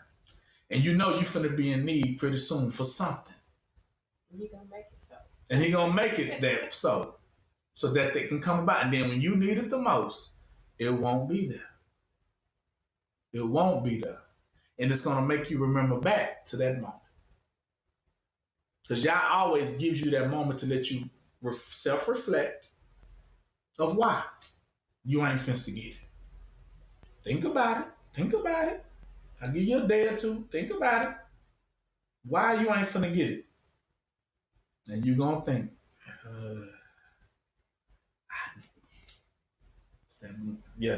I see now. I see. Yeah. You won't go understand it. Right? Go to John 14. John 14. See, that's what's always good. I always said, it's better for you to what? Tie a milestone around your neck than to offend any one of y'all's little ones. It's telling you that. Because these little ones, because Yah is walking us through this, right? So they're growing. That's why they start them off as little ones. Those that are growing in knowledge and wisdom and understanding. And he's walking Israel through this so that they can finally, like Adam and Eve, that was the question. I want to be like Yah. And I just want to know some things. That's really what Adam and Eve was really did it for. Bit the apple. So Yah says, okay, according to what you asked for, you shall receive it. Right? But you're going to have to go through a whole lot of crap. But I guarantee you in the end, you ain't going to ask no more questions. Because you're going to fully get the answers you was what? Looking for. So all of this is to get all the answers you was what? That's it. That's what it means. We were walking you through it. You ain't got to worry about nobody from do nothing to you. Ain't nothing finna happen. But y'all going to walk you through this. See, Israel ain't got nothing to worry about. All right? That's John 14. He says, so let not your heart be troubled. You believe in Yah, believe also in me. In my Father's house are many mansions. If it were not so, I would have told you. I go to prepare a place for you. And if I go and prepare a place for you, I will come again and receive you unto myself, that where I am, there you may also be. And whether I go, you know, and the way you know. So he's referring to, first of all, put your head on where he's going. He's telling you he's going to go to the place that sustains. A place of sustain is the place that nothing shakes, nothing fears, nothing is uncertain, nothing is unpredictable. Maybe we said a new heaven, new earth, right? But everything there is it's absolute. That's what I mean. He's going to return it back to what the days where everything was what? Absolute. So that's the day. That's where he's going. That's what y'all say. Same yesterday, today, what? And forevermore is the place he's going. So that it'll be established, that everything he said from the beginning shall be reestablished on earth. So he said, I go to prepare you a place. Talking to Israel. If you get, you know what I'm saying? Yahweh is going to walk you through to that place. You're going to be fine. So he says, and whether I go, you know. He's talking about that path. So Thomas said unto him, Lord, we know not whether you go, or for how can we know the way? You should say, I am the what? The way, the truth. Because that's the truth is where you're going. And the life. Because it gives an extension of what? Life as you proceed to get there. No man cometh unto what? The Father, but by me. So what he's revealing right here is the face of who? Yah. No one can see the face of Yah but through who? Through Yahushua. That's what we're saying. Meaning, in the face of Yah is salvation. That's the glory of Yah, the face of Yah. Right? He said, if you had known me, you should have known my Father's face, what? Also. And from henceforth you know him and have what? So he's telling his disciples, you have seen the face of Yah if you have seen who? Yahushua. He's telling him, I am the face of what? Yah. Philip said, Lord, show us the Father. It is suffice. He still ain't trying to, he don't get it. Yahushua said, have I been so long a time with you? And yet thou not known me, Philip. He that hath seen me have seen what? The Father. How sayest thou then, show us the Father? He said, have I not done all these things before your face to not reveal to you what the Father really looked like and what the Father does and what the Father will do? Haven't I not been absolute around you in everything I have done? To show to you this is what the Father requires. You have seen the face of Yah. This I am salvation. My ways are what? Salvation. Everything I do leads to what? Salvation. I am in my Father are one. We are revealing to you what any man on earth has to what? To do. Then you have seen the face of what? The Father. Because now you know what the Father wants. You know the Father's will. You have seen the Father. You've seen the likeness. You've seen what I have done. You've seen my works. You've seen my labors. Who I fool with. Who I don't fool with. You've seen it all. And you know everything we about is absolute. It gives life, not death. We put you on a course of life. Said, I can't deny myself. Well, he said it, right? 10. So believest thou not that I am in the Father and the Father in me? The words that I speak to you, I speak not of myself, but the Father that dwelleth where? in me, he doeth these works. So he's telling you the Father is using me to do these works. So the line in the sentence I'm drawing, Yah with his finger has drew these lines. This is what I want you to do. This is where I want you to go. This is who I need you to speak to.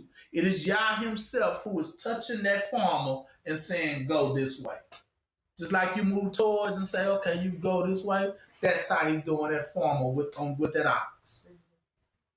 See, when Yah is with you, he's making you do the move.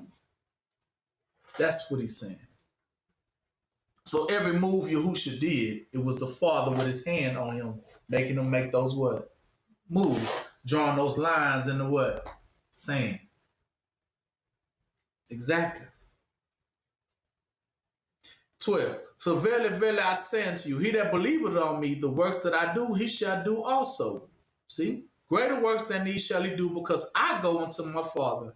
And whoever you shall ask in my name, that will I do, that the Father may be glorified in the Son. So, and you shall ask anything in my name, and I will what? I will do. If you love me, keep my what? Commandments. See? And then if you keep the commandments of Yah, because he always used to tell the disciples, it is written in the beginning. That's how he spoke. So he was even telling you that Yah wants what is what? Absolute. What was from the what? Beginning. Because everything in the beginning was good and it was absolute. The food was better then, right? And he says, and I will pray the Father, and he shall give you another what? Comforter, which is what? The promise of what? The Spirit. The promise. That he may abide with you what? Forever. Even the Spirit of what? Truth, which is the Spirit. It's a promise. Remember, because Yah said I would never leave what? So that's what he said. I promise you that I'm not going to leave you or forsake you by giving you this comforter, which is my Son in you. That will guide you and what? Walk you right through this. That's the promise. And he says, even the Spirit of truth, whom what? The world cannot what? Because they can't see the face of who? And they can't see the face of Yah. Exactly. It's not given unto them to see the face of who? Yah. But it is given unto Israel to see and know the face of who? Yah. Because it seeth him what? Not. See, they can't see Yah's face. Neither know of him, of his ways, but you know him. For he dwelleth with you and shall be in you. I will not leave you comfortless. I will what? Come to you. You see that? Watch this here.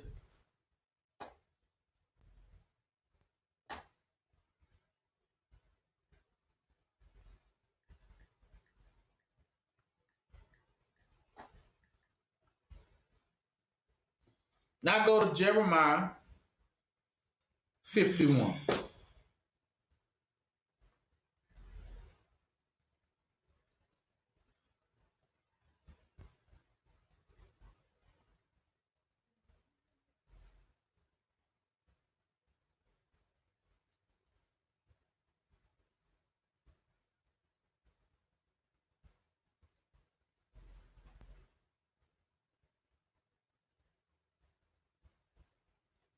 Start at 17. Jeremiah 51 and 17. Now look how he said it.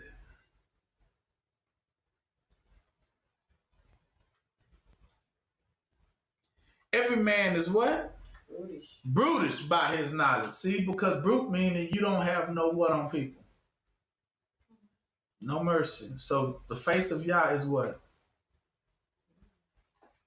What is the face of Yah? You just said it. Exactly. The face of Yah has love and kindness and mercy within it. That is the knowledge of Yah. Because remember, every time, how do you know? Because every time somebody tried to get Yahusha to turn his back on somebody, he would not do it with it. Every time the devil tried to get Yah to destroy Israel, Yah what? He wouldn't. Because that is called a promise. A promise is a zeal. Zeal. When you have made a promise, and then in that promise, you said no matter what, you're not gonna break that what? That's what he said. I have already promised to Jacob and Israel, I will not break that promise that I was gonna walk them through this. So he has made a promise. He has sworn with an oath. That's what he said. You shall be priests of the order of what? See, you shall. Then we said, I have already sworn. I have already put that out there, and I ain't changing. So I got to make sure that it comes what? About. And that zeal and that promise keeps us going. So every time the devil tries to talk the Yah into the structure, see, that's why the devil always try to get us in some mess, get us dirty, so that he can go back to Yah and say, look out. Destroy them like he did Job. Right? You should tear them down, Yah. But Yah would be like, have you considered my servant Job? Right? Because he's not going to tear you down. He's not. Even though people turn on you, Yah already said, but I would not what? And I would not leave what? Exactly. That's what that means. Leave means to abandon. Abandon all communication. And I will not forsake you and let you leave you out to die by your enemies. That's what forsake means. Meaning he has turned you over to your enemies. He said, I will never what? Leave, nor what? Forsake. See, Israel, this is a promise. So every man is brutish by his knowledge because he thinks he knows what Yah wants, but he doesn't what?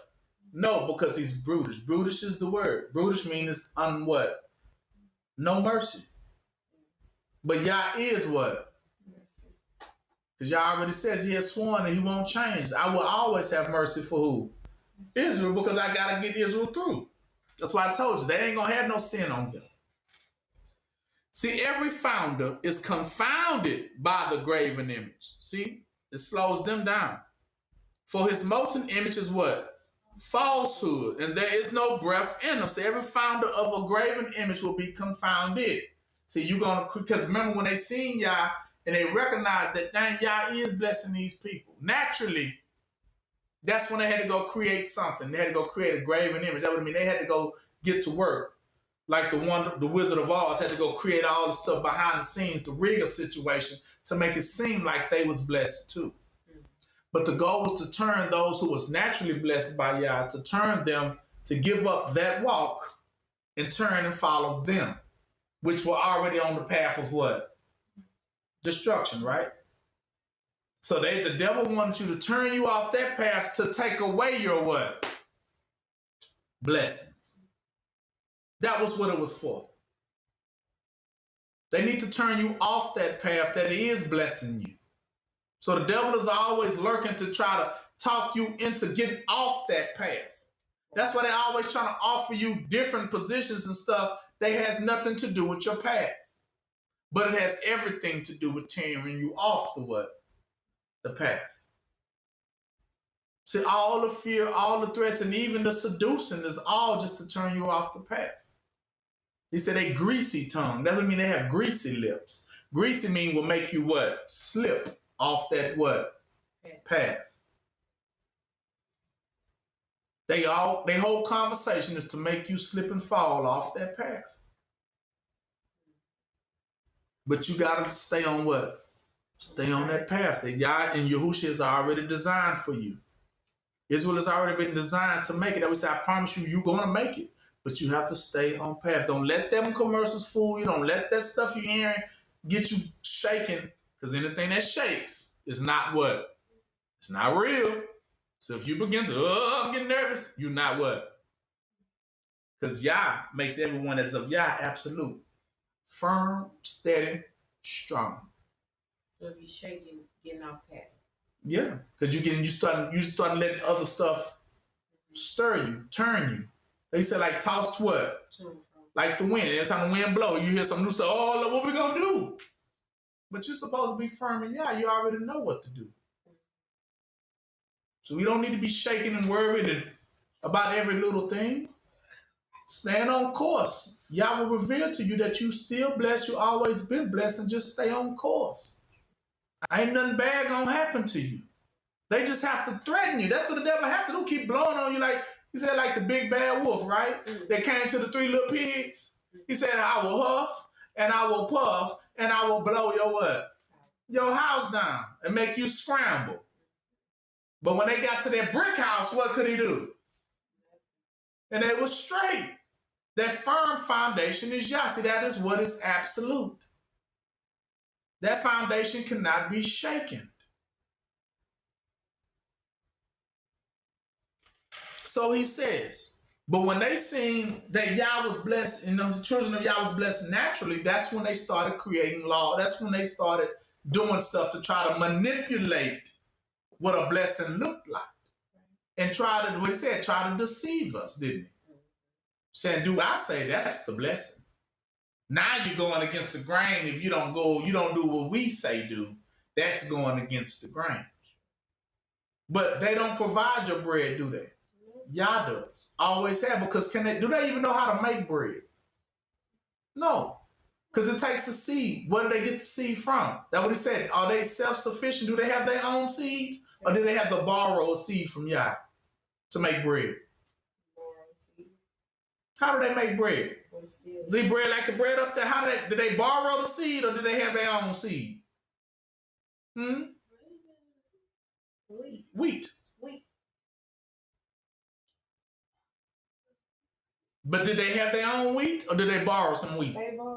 They borrowed it. So they don't have no wheat to tell you that you can have and can't have. They don't have nothing. They don't have water that they can tell you can have or can't have. Except everything they have is borrowed. So when they say going against the grain, you ain't going to, tell me if you go against us, you ain't going to have no food. Please, okay. Let's see if I ain't going to have no food. Y'all hungry? Go in the kitchen right now, get you something to eat. Exactly. You got food. Exactly. They don't dictate that. Even if they want to, y'all will always still what? Provide. That's what you got to have that confidence with. So that's what he says. And there is no breath in them, breath of life. They are vanity, the works of errors. See? In the time of their visitation, they shall what? Perish.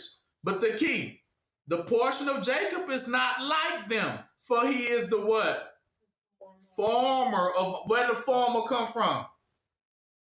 The beginning.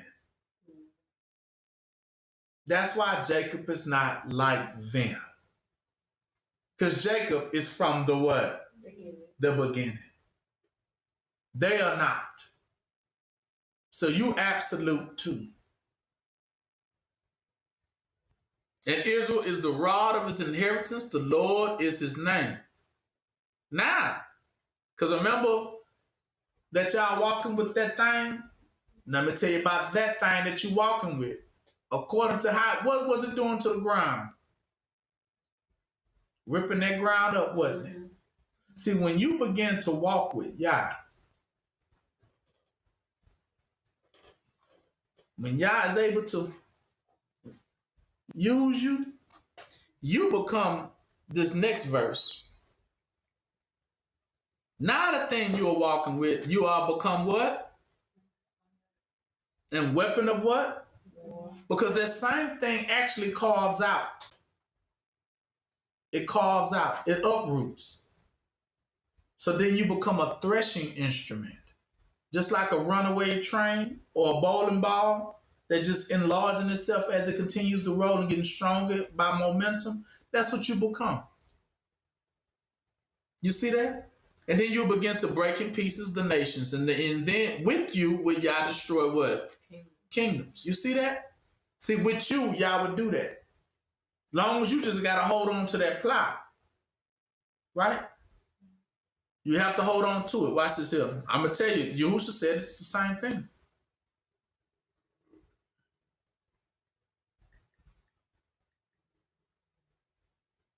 Luke 9:62.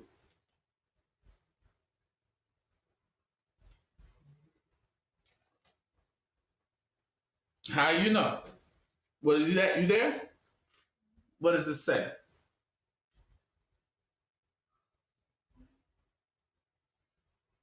No. And Yahushua said unto him, no man having put his hand to the plow, you see, and looking back is fit for the what? See, that's the thing. Once you grab it, don't let it what? Don't get the look. See, looking back meaning you done turned around and what? Went against your what? Against the grain. Your own grain. You hurting your own crops. You hurting your own food. When you start following the devil. So he's telling you, once you take the plow, that's the plow he's talking about. You don't let it go. Because that plow is for your life. It's for your livelihood. It's for your abundance. It's for your grain. It's for your meals. You and your family. That course, that way, that's your way. You take what y'all give you and you what? You run with it. That's what that means. That's true.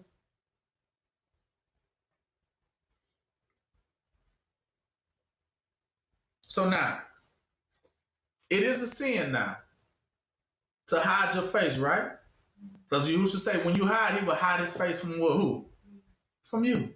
Now, who Yah's face is mercy and kindness, right?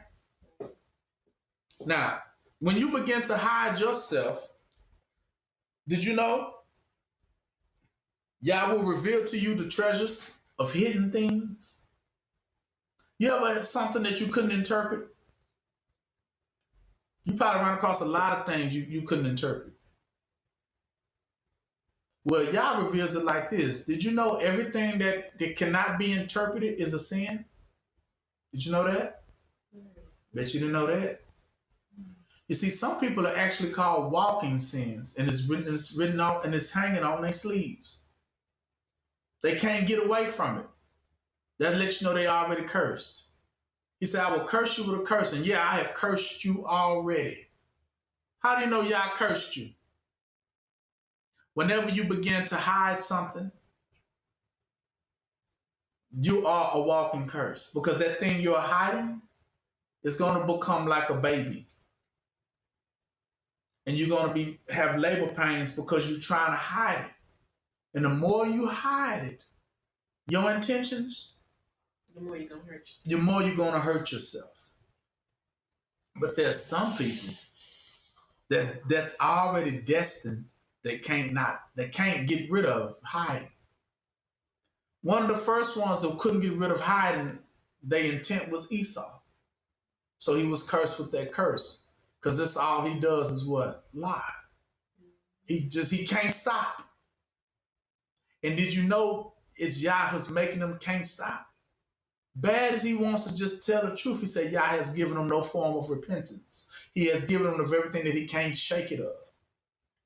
So he can't get rid of it, because anytime you withhold something, you have sinned. That's why Yah tell you, thou shalt not lie.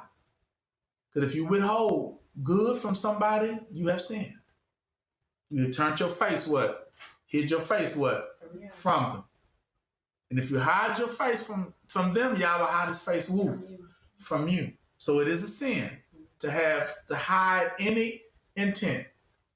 So these people will glory in, see, that's how they tricked us. They glorified secrets, haven't they?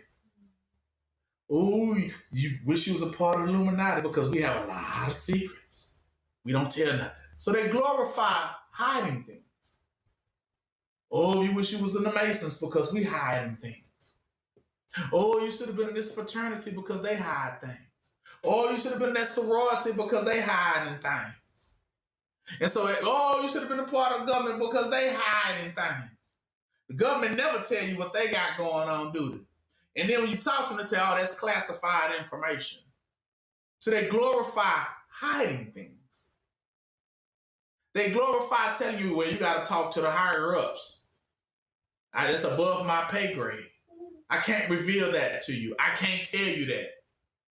See, those who glorify hiding, because you like to hide so much, like Adam and Eve did hid in the garden, since you like to hide, that's why y'all say you're cursed. is that you will hide yourself from life. Yeah. You tricked your own self. Because now you're going to wish you will be revealing. That would say, because everything hidden shall be what? Reveal. Ah. So you only played yourself. You only played yourself. Because now you stuck with that baby, right? I'm going to tell you how it is. Jeremiah 29, watch this here. Show you how hiding gonna set you up. What I said, Jeremiah what? Jeremiah 29. 20 verse 9.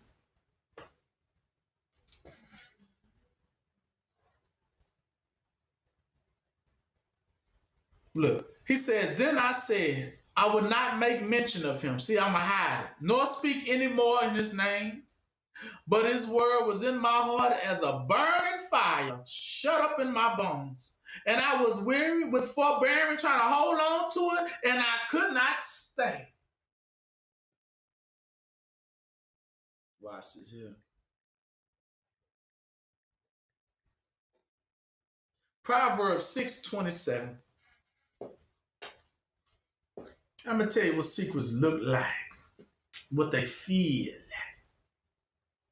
He says, can a man take fire in his bosom and his clothes not be what? Burn. See, now you understanding what holding back does. See, those things catch fire. And it burns you up with. He said, can a man put fire to his bosom and not get what? Get burned. It's like he just said, I tried to hold back things, but it was like what? Fire shut up or concealed in my what? Bones. I had to what? Let it what? Let it go. Because it's going to hurt me more than it hurt me trying to hold it back from somebody else. Let me just be honest. Let me just tell the truth. People do it all the time, right? Sometimes they be trying to bite their tongue, but then I just got them. Because y'all says, won't nothing be hidden. You're going to have to what? Tell you, it's going to come out. One way or another. But the thing about the Esau is, that's what's going to hurt him the most. Because he hid himself. So it's already people, he's telling you that some have already revealed their secrets. Watch this here. And it's going to be evident. Because for Yah, go to Isaiah 45:3.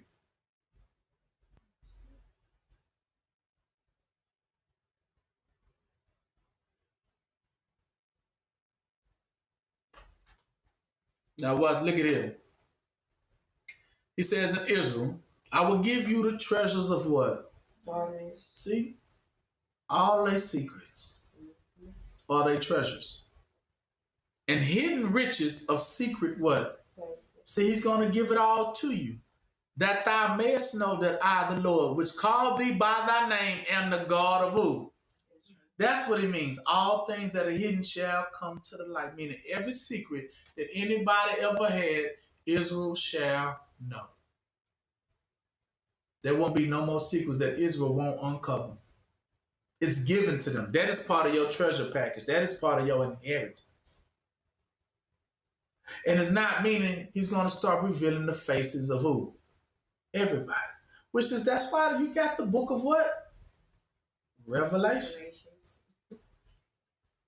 It is part of that inheritance package that you shall know everybody of who they really are. By face. Well, what do I mean by face then? Because we know that Esau hears something because of his melanin, right? His melanin proves he has been what? Hiding. Sin. He's just hiding in sin. How do you know? Because everyone that's of Yah doesn't hide his face from the other absolutes. That's why we have what? Because Yah is a consuming fire. That's how you know he ain't hid from you. Because you have what? Those who don't have melanin have hid from who? It's like trying to go behind this curtain and hide. They have hid themselves. That's why they want to go into space. They want to hide themselves. They go in underground bunkers. They want to hide what? themselves when in the presence of the Lord comes. That's the first thing he wants to do.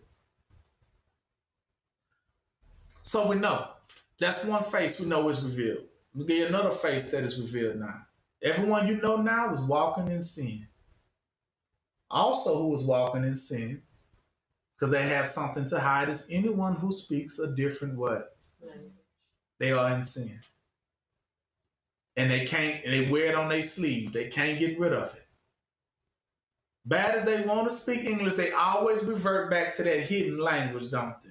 It's revealing that they have secrets to what? They hide. Therefore, we know the hide is sin. So one thing they're hiding is sin. Therefore, we already know they're cursed.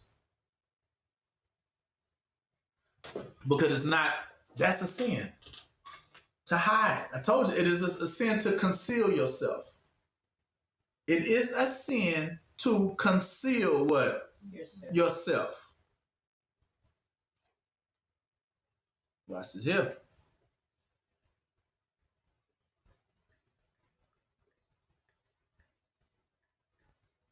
That's how you know they're in sin. Go to Zephaniah 3 and 9.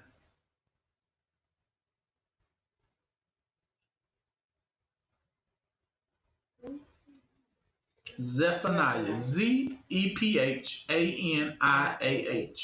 3.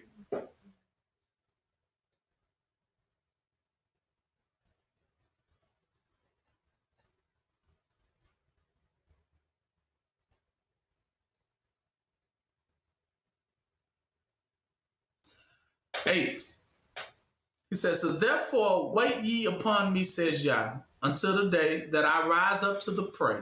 For my determination is to gather all the nations, that I may assemble the kingdoms to pour out my indignation, even all my fierce anger. For all the earth shall be devoured with the fire of my jealousy. For then, after I destroy all the nations, for then will I turn to the people of what? That they may call upon the name of the Lord to serve him with one what? Meaning I'm going to restore to all the world. How many language? You see that? Because he's telling you that it is a sin to have a different what? Because that is a sin of concealment. That's why they're going to be destroyed. You live in a secrecy. You refuse to make yourself known. So I've already cursed them with a what?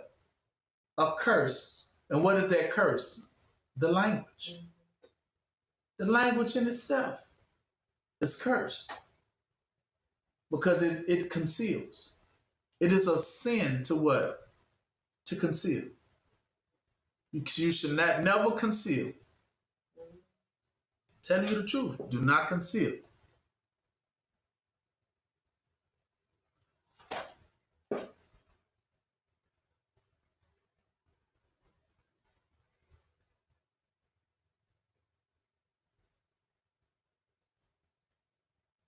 Isaiah 54.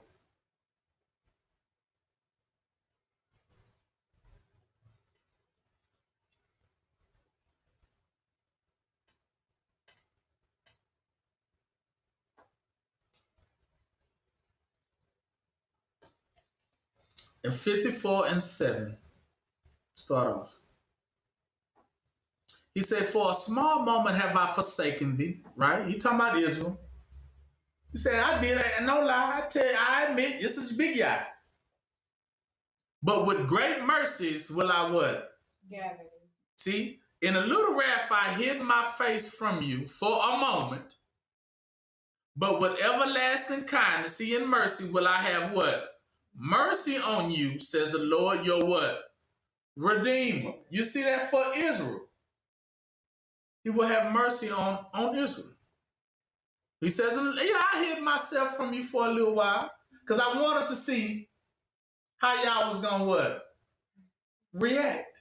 I wanted to see if y'all was going to sin, if y'all ain't heard from y'all for a while, what y'all was going to do, see if y'all can figure out y'all own paths. But y'all says, don't trip, it was just only for a moment. But I have returned back to you with everlasting what? Mercy. So I told you the face of Yah is what? Mercy. Mercy. See, but the brutish man don't understand that, right, does he? He don't get that part. You mean you gonna have mercy on Israel? Watch this here. Romans.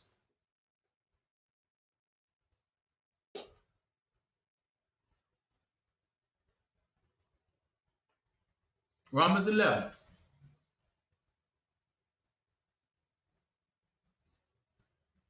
You there? Mm-hmm. He says, I say then, have God cast away his people? What? God what? Forbid. Has Yah cast away his Israel? What? Yeah.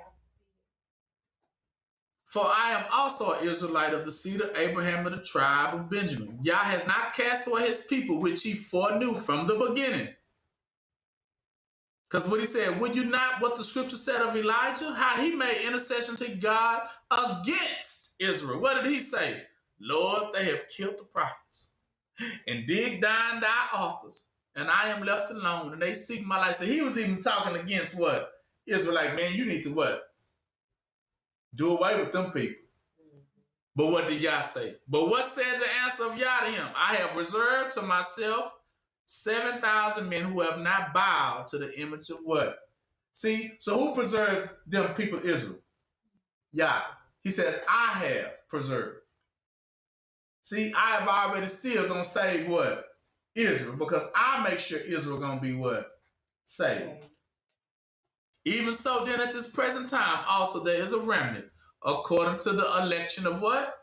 Grace. If by grace, then it is not no more of works. Told you it's by nature. Otherwise, nature is no more nature. But if it be of works, see, if you gotta rig it, then it is not what? Natural. Grace represents what? Natural.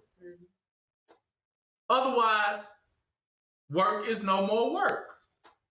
What then? Israel have not obtained what is seeking for, but the election have obtained it, and the rest were what? Blinded. According as it is written, Yah has given them the spirit of slumber, eyes that should not see, and ears that should not hear, unto this day. And David even said, let their table be a snare and a trap, and a stumbling block, and a recompense unto them. Let their eyes be dark, that they may not see, and bow down their backs always. I say this then. Have they stumbled as Israel stumbled that they should fall? Yah forbid. See? But rather, through their fall, salvation is coming to the Gentiles, for to provoke them to what? Yes. To make them wake what? Up. To provoke you to what? To wake up. Now, if the fall of them be riches of the world, and the diminishing of Israel, the riches of the Gentiles, how much more their fullness or perfection, when they finally mature and understand. For I speak to you Gentiles, inasmuch as I'm an apostle of the Gentiles. I magnify my office. If by any means we do this, we may provoke to emulation them which are my flesh, Israel, and might save some of what? Yeah. Israel. For if the casting away of them be the reconciling of the world, what shall the receiving of them be back but life from the what? Yeah. See, immortality. If you get back on track, you will receive what? Immortality. Exactly.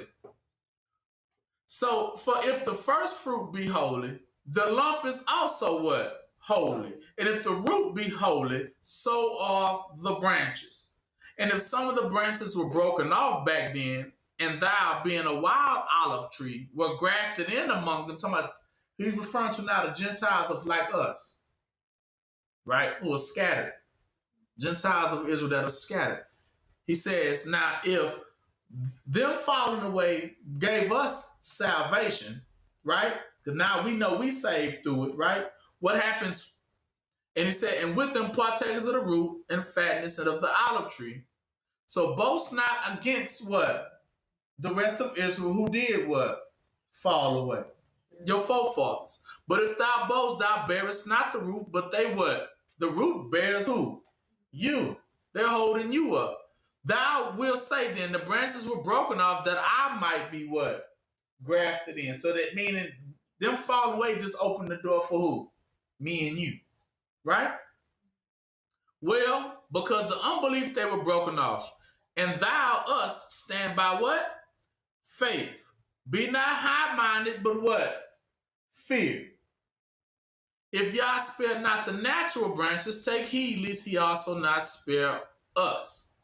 Behold, therefore the goodness and severity of Yah on them which fail. Severity, but toward us, what? Goodness. If thou continue in his goodness, otherwise you shall also be cut off. I mean, if you become brute, you shall also be what? Cut off. If you abide not still in, and he said, and they also, if they abide not still in unbelief, they shall be what? Grafted back, what? In. For Yah is able to graft them in again. Talking about the original fathers of Israel. For if thou were cut off out the olive tree, which is wild by nature, and you were grafted contrary to nature into a good olive tree, how much more shall these, which be the natural branches, be grafted into their own olive tree? So write this down. Grace represents what is natural. For I would not, brethren, that you should be ignorant of this mystery, lest you should be wise in your own conceit. That blindness in part is happened to Israel until the what? Perfection of the Gentiles or the scattered of Israel be what? Come in. And so all what? Israel shall be what? Saved. As it is written, there shall come out of Zion the deliverer that shall turn away ungodliness from Jacob. So who gonna clean us all up? Yeah. For this is a covenant unto them, my promise, my friendship, when I take away their what? So who gonna take it away? Yeah. So listen. As concerning the gospel, they are enemies for your sake, but as touching the election, they are beloved for the Father's sake. Could the Father say, I will not leave them nor what? Forsake them. For the gift, see, for this gift and calling of Yah are without what? See, I told you, absolute. They don't what? Repent. They don't change. For in time past have not believed Yah, yet have now obtained mercy through their what? Unbelief. Even so, meaning we receive mercy because of our forefathers' what? Unbelief. Right? That's what he's telling us. Even so have they also now not believed that through, so he's telling us, very careful to read 31, very carefully. If our forefathers fallen away, help us as scattered Gentiles get back into the fold, right? Who never knew of Israel from where we were at, right? Being in America, to understand we from that place. So we was given goodness. Remember, that's that grace. See, we was established by grace, meaning what is natural. But he tell us, so our forefathers don't think that they had been just thrown away and that we in and they out. Like the elders, right? Don't believe just we in and the elders are what? Are out. He's saying, but guess what? How is they going to receive their mercy? He says, you. Even so have these also now not believed. He did it like that so that, after the comma says, that through your mercy on them, they also may obtain what? Mercy. So who had to give them mercy? Yeah. No. We did. We did. Read it. It says, even so have these also now not believed. That they only held not believing because what? That through your what? Mercy, they also might obtain what? Remember how it says that the elder shall serve what? The younger. And that the younger was going to judge the what? Yeah. The elders. But the judgment still was going to be what? Mercy. Because they didn't what? Know. So we have to always remember they didn't know. Mm-hmm. That's true. And so have what? Mercy on them. Yeah. True. That's why they was in unbelief, because they had Yah keeps them in that stagnant mind for you to what? Understand and grow, for you to learn, And then you had to return and what? Have mercy. Right. Exactly. So then that they can be showered by your mercy. Right. Right? So that means no child what? Left behind. Left behind. So that's why he says, so all Israel will be saved. So that's why I said I'm indicted of love, understanding I'm guilty that, yeah, y'all ain't never left us or what? None of us. Not Israel. So the younger will acknowledge the elders. And like, okay, we understand. Can't cast them off and say, well, you ain't gonna never get it. Right? But we will have mercy on the elders, especially those that are of Yah, because that's what Yah will tell you that they are still in it too. That would tell you. He said, if the lump is holy, then the whole tree is what? If the branch is holy, then the whole tree, the stump down to the root, down to the tree trunk is still what? The whole tree is holy. So we don't throw away one part because we got it and they didn't get it. No, when concerning Israel, he said the younger had to what? Have mercy on what? On the elders. That's what he's saying right there. Because you're going to need mercy too, right? Mm-hmm. See, Yah gave you grace during the use in the land that you wasn't even yours. But Yah didn't leave you nor forsake you and raised you up. Real good. And so in that maturity, you have to understand that you have to give mercy what? To your elders who didn't know. And the only reason why they didn't know, it wasn't because of them. It's because Yah put that on their mind not to understand things until you what? Understood. That's what I mean. I will provoke them to jealousy. Because now they're looking at you like, why Yah, you get to live like that and we can't. And you like, and I ain't telling you don't have to live like this. You can. I'm not telling you that you can't. You can. Matter of fact, come on. And they're going to always be like, but no, we can't do this and we can't do that. And you like, baby, yes, you can. You can. So you have to provoke them to what? Jealousy. To make them see that through you, the younger, that the younger got it. We understand it. And they're going to look at you. Of course, they're going to be like, yeah, you think you younger. But he said, let them not despise your youth. You still got to show them mercy and love. Like, I understand that you don't get it, but I pray for you that you do. Until you do. Because all Israel will be what? Saved. That's what he said, I never leave nor forsake. And he said, I will not repent, nor I have sworn I will not repent. Meaning, Yah, this is the face of Yah. 1,000,001 times they try to get Yah to destroy his people. Give up on him and forsake him. But every time he was about to, he always had to remember. That's what Moses said, remember your promise. And then Yah would say, you're right. Every time Yah said, just get away from me, Moses, I'm about to tear him down.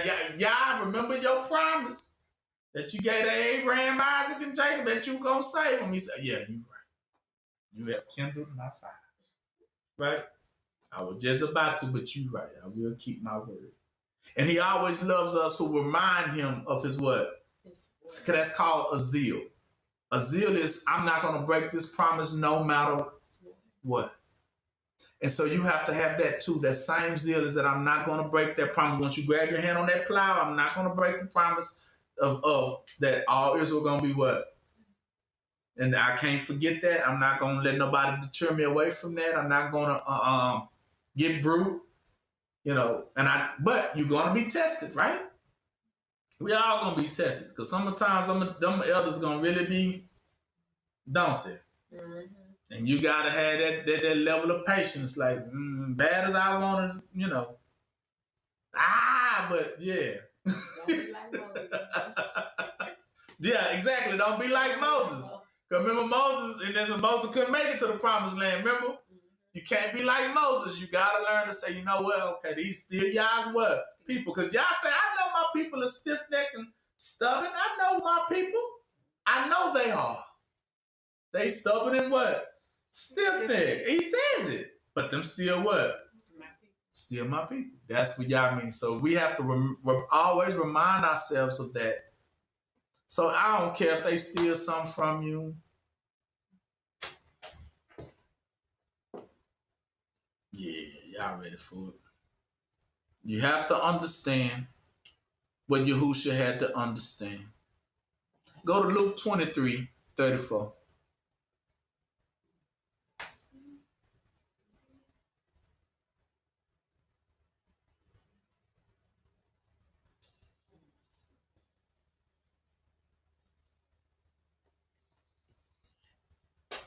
This is what Yahushua understood. I would say if you want to understand the face of Yah, you have to understand it right here. Yah always is going to save what? Even right here. 32. And there was also 2 other malefactors led with him to be put to death. This is Yahushua. And when they all come to the place which is called Calvary, there they crucified him and the malefactors, and one on the right hand and the other on the left. Then Yahushua said, what? Father, forgive them, for they know not what they what? Do. That's one of the most famous sayings, and now you understand why. Because bad as they did him, he still could not curse what? Israel. But much rather give them what? Mercy. That's why he said it that way. Because even he knows that's the face of Yah. No matter what, that's still what? That's still Israel, that's still his people. And it keeps him clear because that was his last test. Would you leave and forsake Israel too? And Yahushua had to be put to the test too. They beat him, had him whooped, had him whipped, yeah. Spit on, slap, right? But that's why y'all say love your what? Your enemies. Talking about of Israel though. That's why y'all always says it like that. Not talking about the other nations, he can care less. You know, they just like a drop in the bucket to y'all. He's never referring to them. But he's always after Israel, and Yah will always love Israel. Them his people, though. They still stubborn, stiff-necked, but them still Yah's what? People.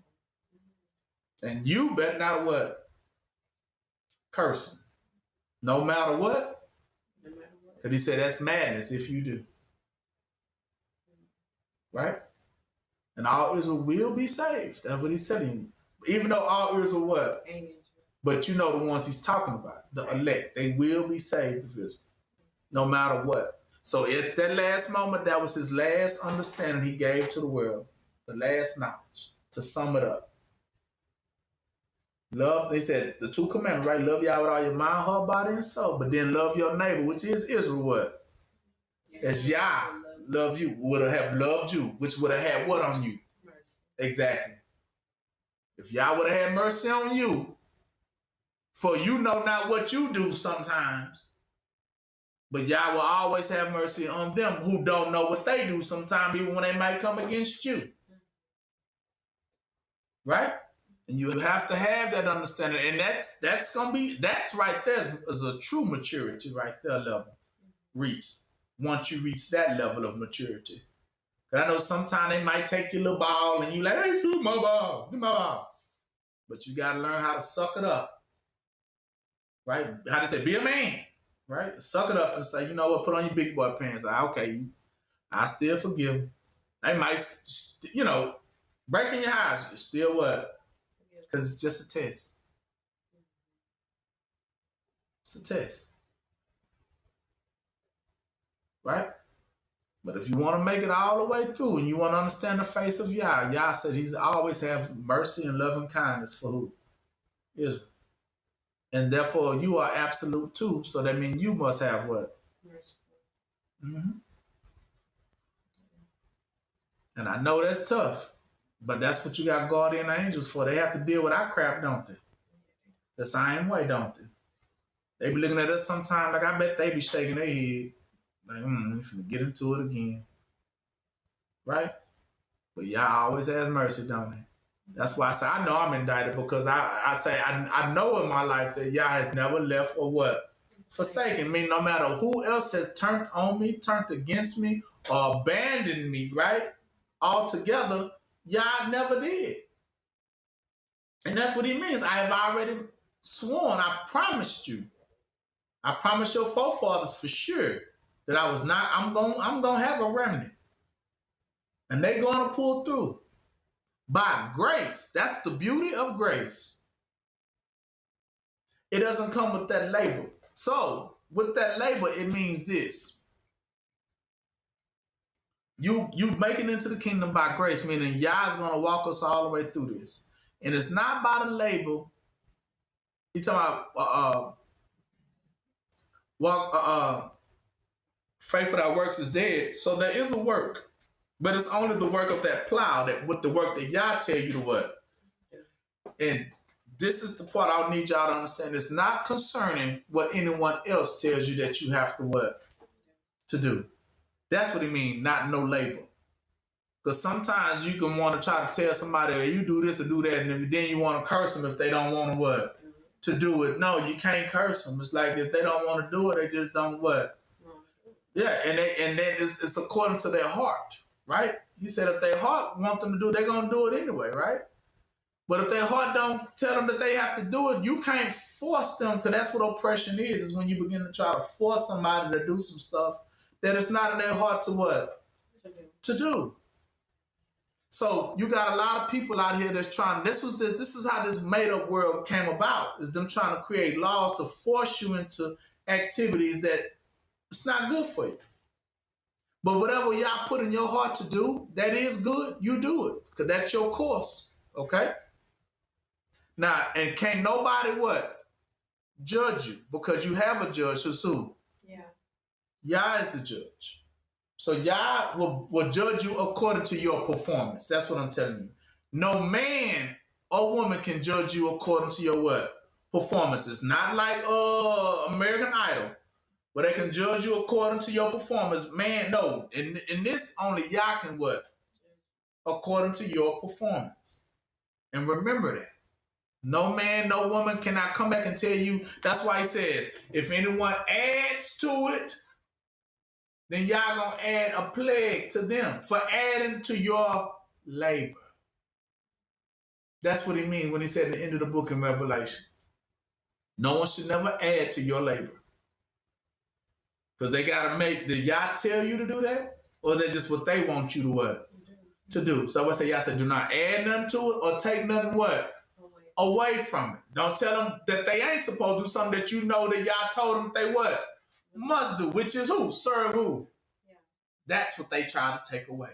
And say that y'all say, nah, serve us. And we decide if you're doing good or not. But that is not for no man or woman to judge or determine that, right? That's why he says all Israel shall be what? Saved anyway.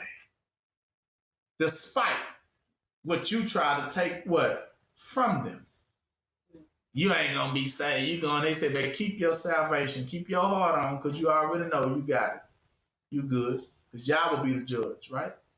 If your heart condemns you, then that's when you know you're doing wrong, right? Because don't your heart, whenever you do wrong, don't your heart feel it? You're like, nah, that wasn't right, what I just did. That's when it is a what? A sin. Let me show you. Last verse, and we done.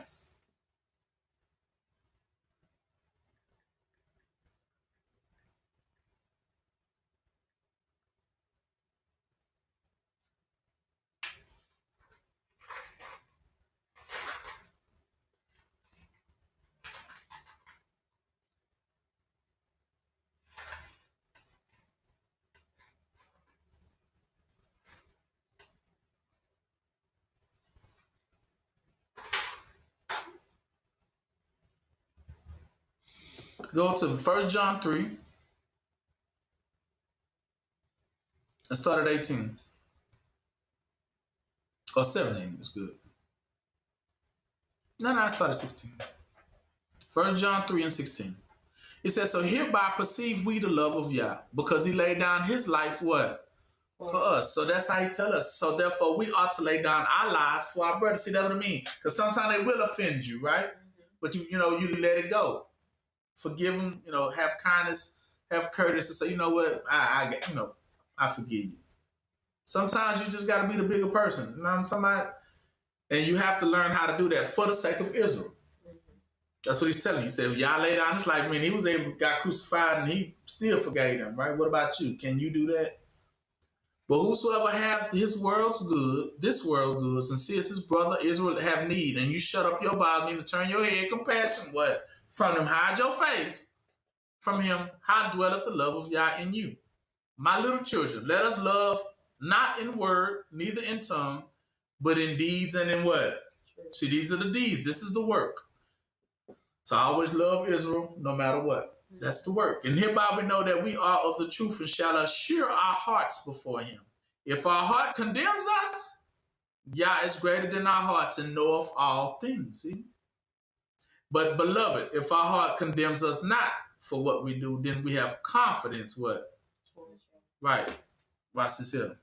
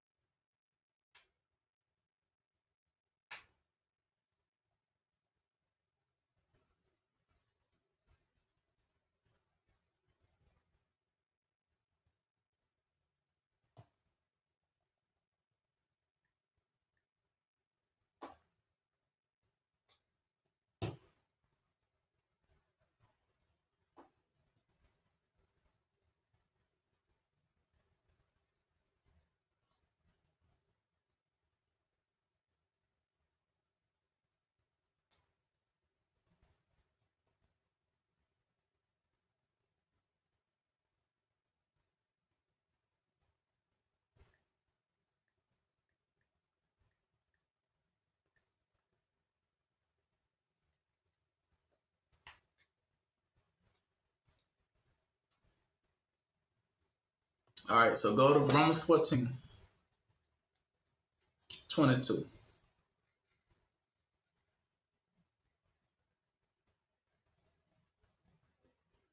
And it says, so has thou faith, have it to thyself before Yah. See? Happy is he that condemn not himself in that thing which he alloweth. See? If your heart doesn't condemn you, but if your heart says it's good, you're good. Right?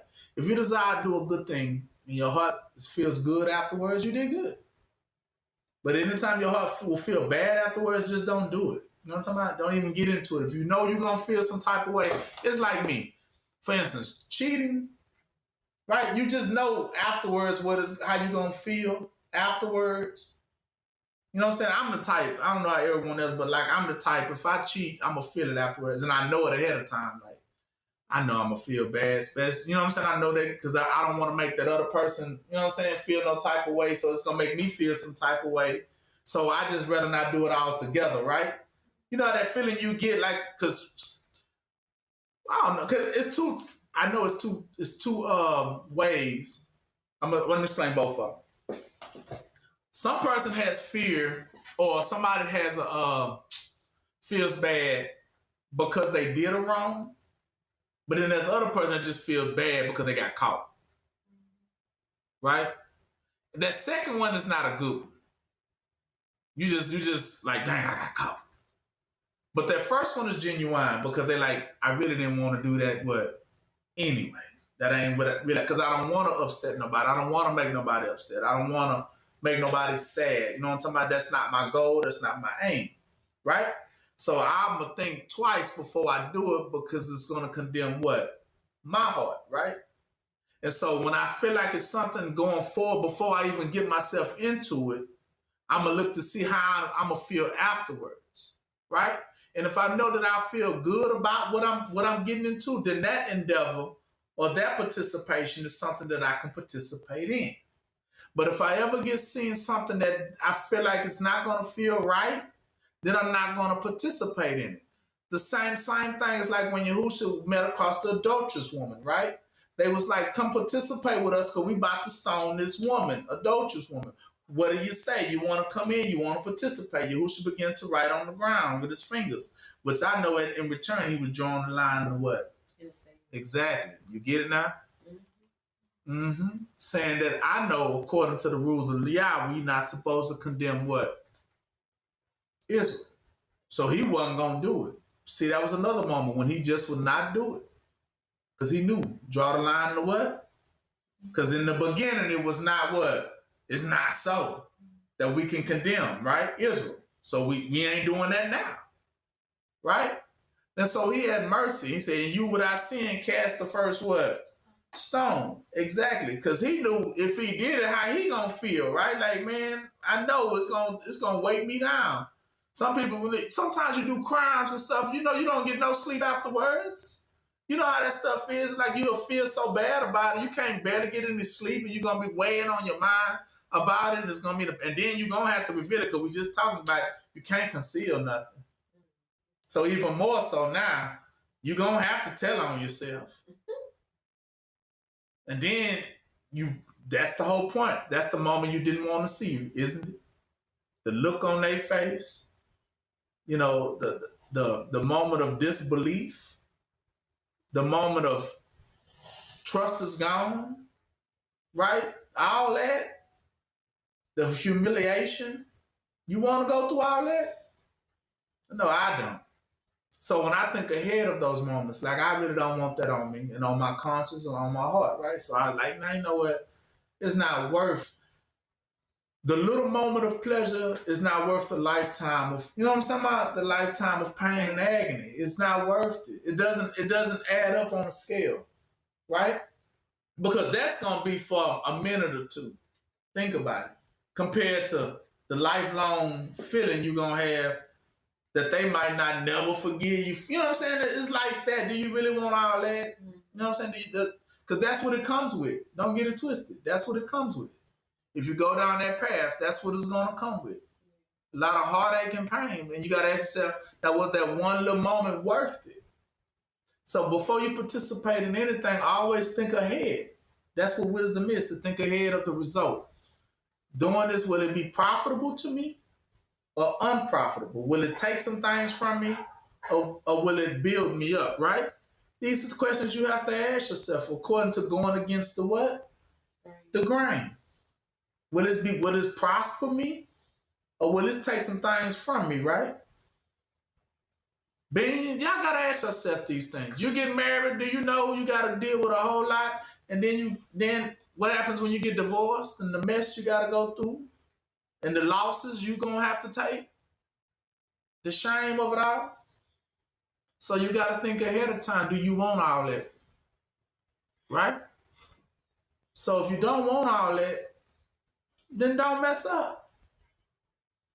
Because you know what it's gonna come with. Right? So just think about those things ahead of time before you make decisions. That same way just going to school and, deciding to smoke some pot or something, right? Then you gotta I gotta go back home, and then if I get caught, or what, dad, mom, what do they figure it out and all, and then it's like, now was that one little moment worth all of what you probably have to go through later? It's not. So then you gotta think ahead. So do I even need it then? No. It's not a participation that I need to even, participate in. Not if it's going to bring me more pain and guilt than me being happy, right?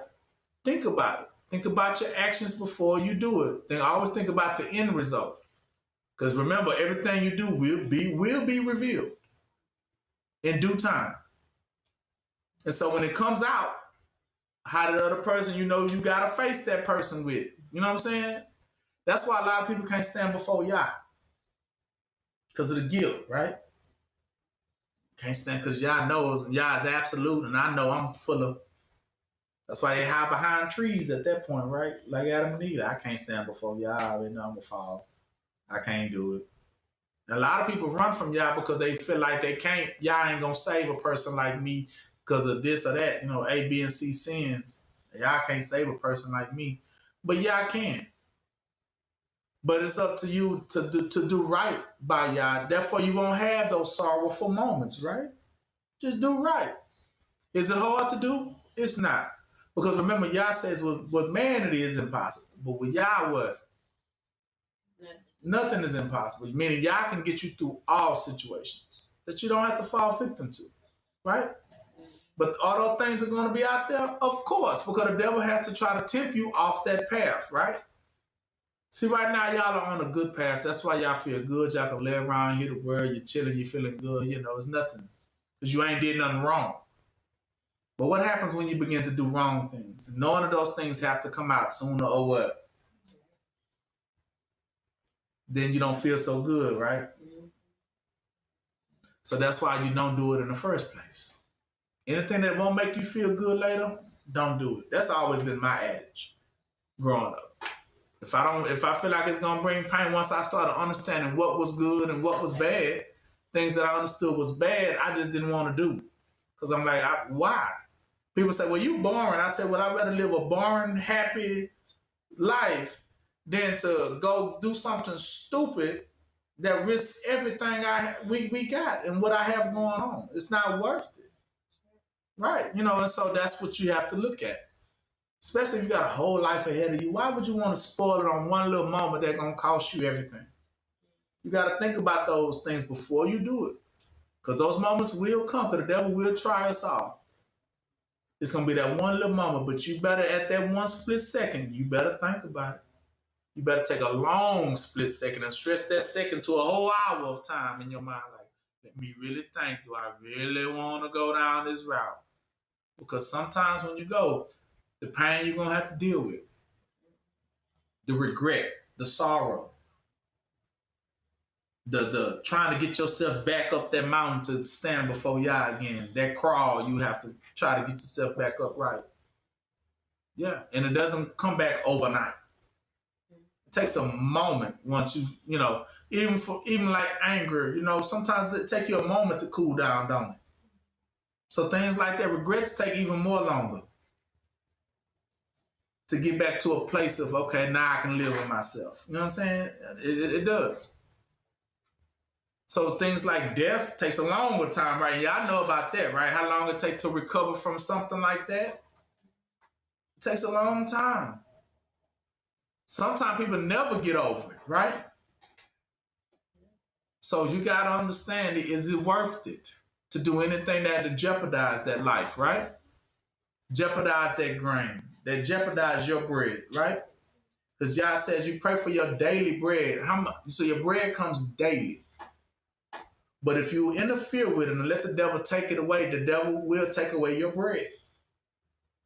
And once he takes away your bread, it is in the form of everything you see physically. If all they got to do is get you off course, so stay on course.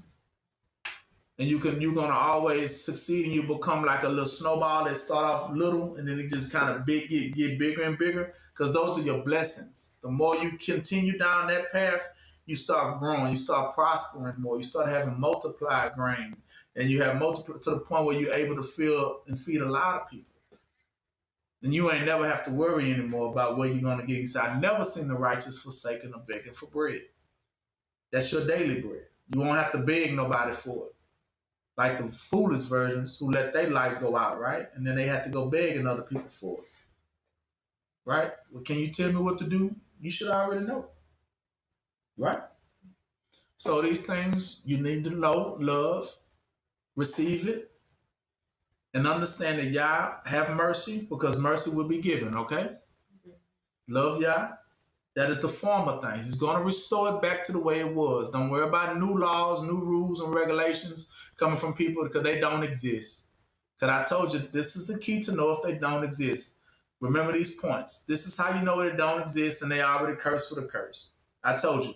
First thing, it comes with a concealment, right? Anything that conceals itself is a sin.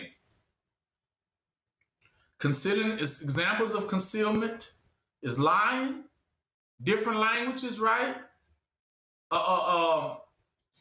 Secrets. All those things are concealments. Do not walk with those things. That's like walking with a baby in your belly, and that baby refuses to get out. And after 9 months, that baby don't want to get out, you in trouble. Because you're going to pain. He says it's going to be a pain to hold a secret in these last days. That's what he says is going to be the pain.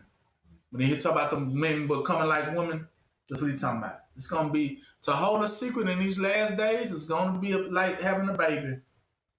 Don't hold no secrets. Don't hold no lies. Don't hold nothing, and don't hold goodness away from nobody that is of Israel. Right? That means mercy too. Have mercy. Right? Because it's gonna become a pain to hold on to it. Okay? Don't grudge. Right? Another thing you're gonna know them is by the color, right? We know melanin is another key point because that means Yah ain't with you. Any concealment and hiding away, right? Is cursed by Yah, okay? So don't hide nothing. Tell the truth, be honest. And do not hide even if Yah wants you to say something to somebody, like that prophet said, it's like fire in my bones if I try to sit and hold it back. It's going to burn me. Right? You hear me? Truth is going to burn you if you try to lie. You're going to get burnt by it.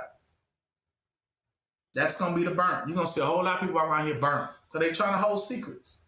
Every time you hold secrets, it burn. I notice why people's trying to reveal a lot of things now because it's becoming a pain to try to what? Hold it. All of a sudden, now everybody want to tell everything now. Because they told you, but that's part of your gift is that you will receive all mysteries, right? You will unlock all treasures. You'll know everything. And nobody won't be able to hide nothing from you. But at the same time, you better not start hiding yourself from others. Okay? Last but not least, have mercy. Please, on everybody that is of Israel. You know, we all are learning, aren't we? And remember, it's not of ourselves that's going to get us through. Who's going to make sure we get through? Yeah. It's Yah. So you can't get yourself in. It's still, you're going to need Yah too. And in those moments, Yah will open the door for you. That's what called daily bread mean. Every day that you need help, Yah will be there for you for that help. But if you begin to take that help and turn on your own people and start hiding your face from people, then Yah will what? Turn his face on you. And that's going to be a sin, right? Because it told you that it's a sin to hide. Don't hide from people. Right? Tell them know what? True. Be honest. Tell them the truth. Y'all tell you to say it. Don't hold it in. Don't bite your tongue. Because it's going to become a sin later. It's going to burn you. Okay? Release it. Okay? And number 2, how do you know that they're alive? Because Yah is absolute. So Yah doesn't what? It doesn't change. So anything that continues to change, you know it's a what? It's a lie. A person that always has to reinvent themselves every day, have to go back and change themselves. Let me change it. Somebody change it like 5 or 6 times a day. You got to like, you all right? Right? Instead of getting plastic surgery jobs. Yeah, exactly. Because real is what? It's what is natural. If it's natural, it's absolute. If it's absolute, it doesn't need to change, does it? It doesn't need the makeup, does it? It doesn't need none of those things. Because it is what it was. I am what? Who I am. If I have a need to change, then I don't even believe in myself. When you keep continually change yourself or reinvent yourself, you lacking the confidence of yourself. Right? I need this procedure. I'm going to need that procedure. I'm going to need this. And I'm going to need that. I'm going to need it. All I need. No, you have everything already. So absolute doesn't change because it's real. But anything that always consistently, always changing before your eyes, always making the new law, always changing something. Yesterday you came in, they said this, and then today they come in, oh, nah, I don't mean that no more. Today is going to be like this. Huh? Why you always changing? Why you always changing things? Because it doesn't what? Exist. Okay? It doesn't exist. It is a lie. From the what? From the beginning. Because everything that is of Yah has no need to what? To change. Okay? Remember that. Yah doesn't change, therefore his people don't what? Change.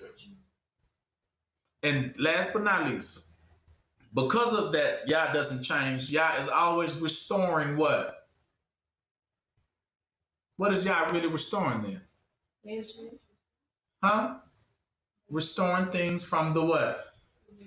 Beginning. There you go. That is what the restoration represents. To restore it to back the way it used to what? Be. That's what Yah wants. That's the goal. That is the face of Yah. The way things used to be. Well before they have governments, well before they had kings, well before those times when everybody just used to do what Yah what? Told them to do. Pick up their plow, right? And do what Yah say do. That's restoring it to the old days, to the days of Yah. And that's what Yah is going to do to this world. All these new age laws and rules and regulations don't exist. Because what is absolute doesn't have to change. Because it's already good. You hear me? What is good does never have to what? Change. So remember, on the Sabbath day, it's a Sabbath day, it's a day of rest. Meaning what is good doesn't have to what? Change ever again. Okay? So you know you are created good. Don't let nobody talk you into getting no plastic surgery. Don't let nobody talk you into bleaching your skin like Michael Jackson. See, that's the thing. That when you start doing that, you take away what is absolute, don't you? Mm-hmm. And now you have made changes and alterations, and now you're no longer absolute. You already have what you need. You don't have to change for nobody. You don't have to become something you're what? Not. Because all that stuff they trying to change you doesn't what? Doesn't exist. Right? Universities, colleges, schools, all that stuff, it's not real. It's la la land. People who think they something when they know they what? There's no such thing as titles. There's no such thing as those things.